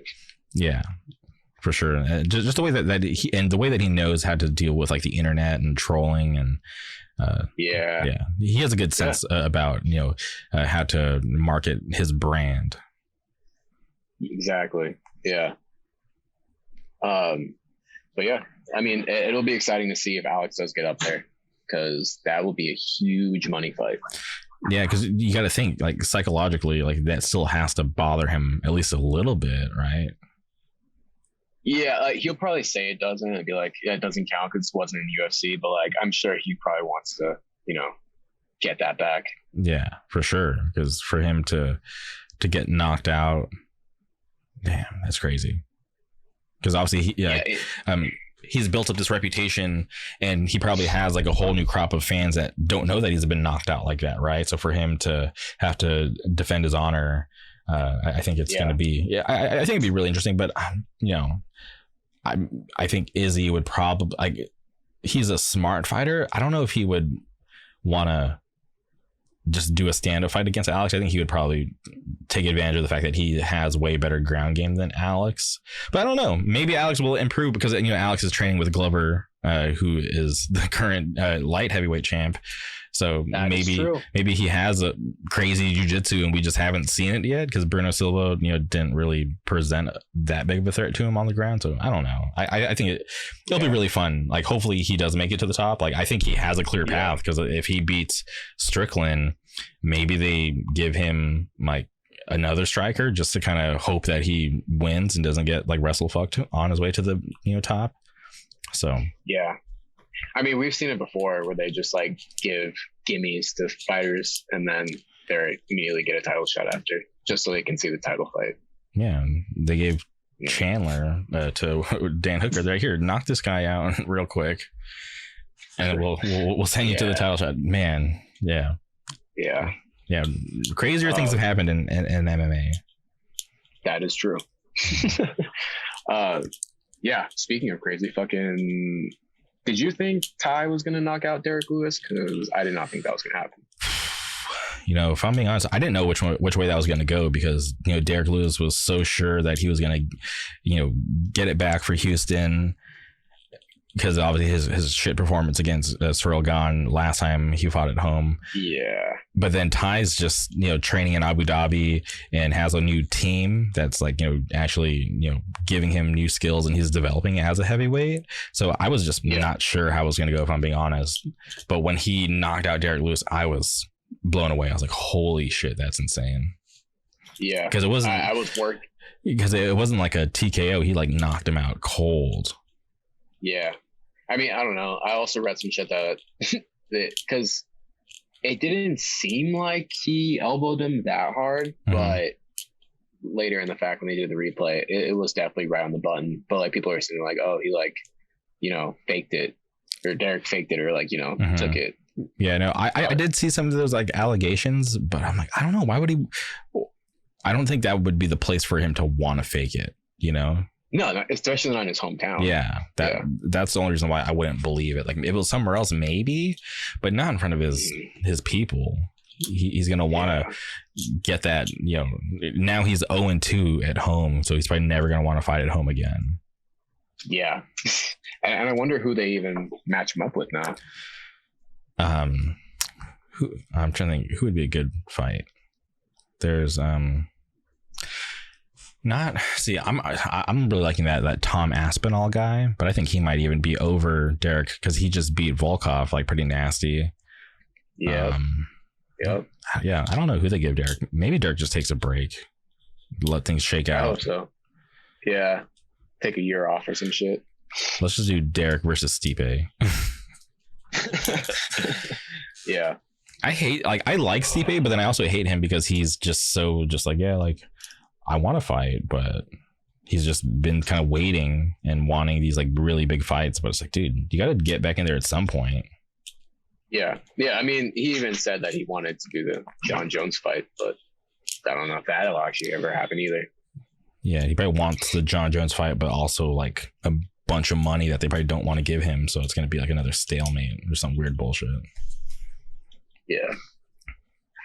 Oh, yeah. But I feel like, at least personally, like right now, it's like the most exciting point the UFC has been in a minute. Because like I feel like every division has like a rising star. Like, how do you feel like Paddy Pimblett?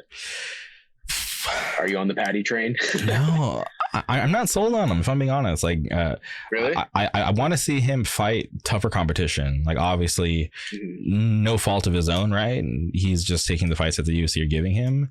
But before I, hail him as like the next big thing, there's just too many skilled people in front of him that the way that he's been fighting, I don't think it would fly against the, like upper echelon. So that's fair. Yeah. So I don't think he's quite there yet, if I'm being honest.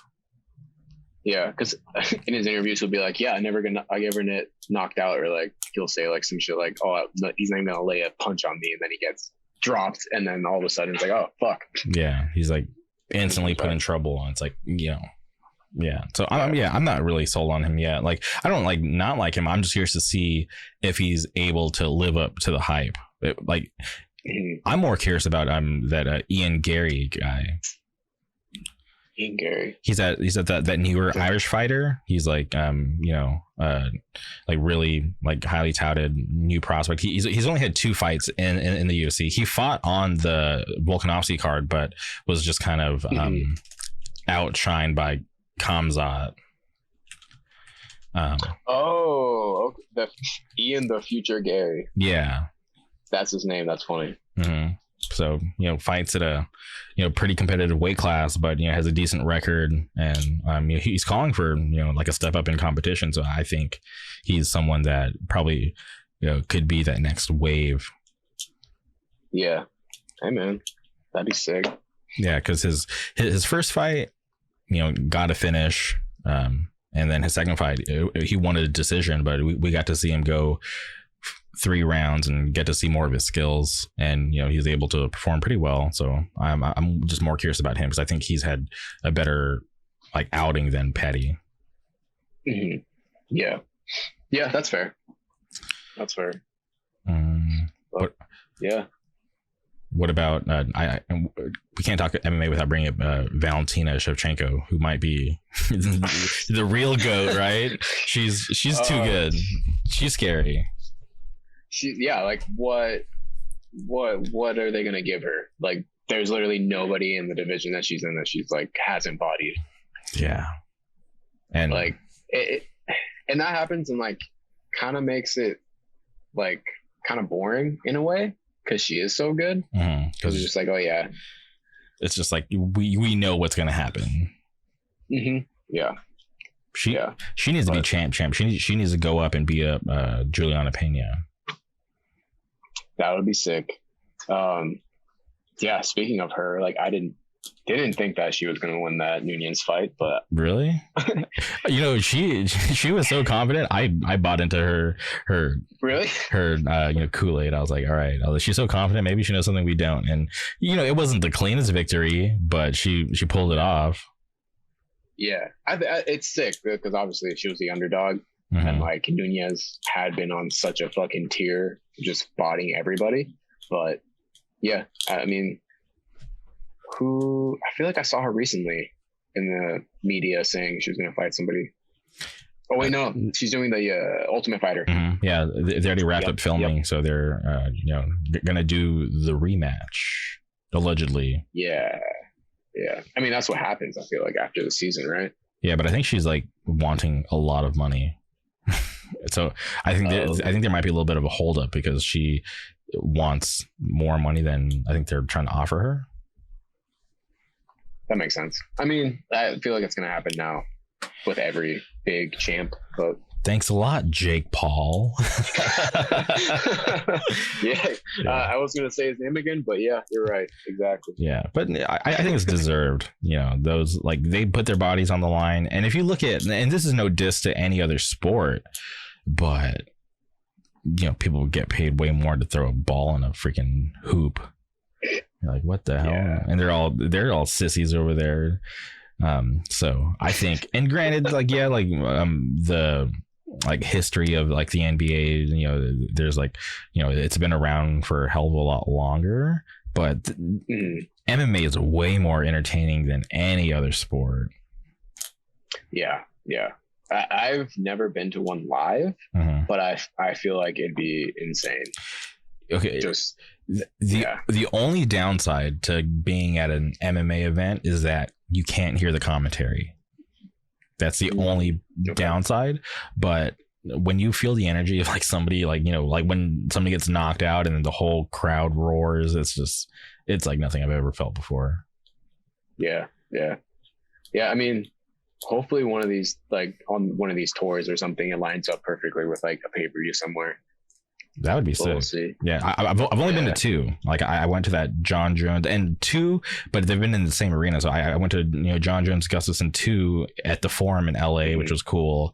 And then I went to a Bellator event, which was the worst experience ever because my buddy got us these seats and we were so stoked, but we were positioned right behind the screens that Bellator brought down, because like it seemed like they were just focused about having a good presentation for television and not caring about the in-arena experience. Because we were literally positioned right behind the screen, so they were projecting stuff on the screen, and like we were kind of having to see stuff like backwards, and like we couldn't even, it was like blocking like the view of the cage, so we were kind of like looking like, you know, sideways, and it was just a terrible experience. Like I would never want to go to a Bellator again, but I would definitely want to go to a UFC again.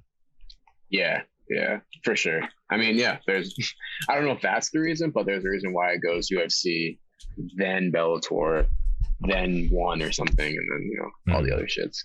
100%. Yeah. As much as people hate to admit it, but there's like, it sucks to say, but like if you put up the UFC roster versus Bellator's roster, like Bellator's not winning that ever. No. Yeah. So. Okay. Well, someone's got to be number one. Yeah. But Pedro, we've been at this for a couple hours. I appreciate you taking the time to be on the podcast. This has definitely been really fun. I could literally talk about MMA forever because I'm like such a huge fan. Yeah. But I appreciate you taking the time today to do the podcast, especially on your day off, because I know you could just be relaxing and, you know, getting ready for tomorrow's gig. So I definitely really appreciate you taking the time to do this today. Hey man, no problem. Yeah, this was sick. Fucking, I'm the same way. I feel like we could have gone at least another 4 hours about some MMA shit. Okay, and before we sign off, is there anything you would like to say before we sign off?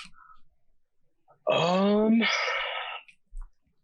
mean, no. I mean, the only thing, like, on some like inspirational bullshit or something, like, I definitely encourage everyone to, you know, as far as like, if you're gonna go on tour or if you're gonna, you know, do something that's gonna like mentally tax you, take care of yourself in that way. You know, try to find something that'll like, you know, keep your head clear.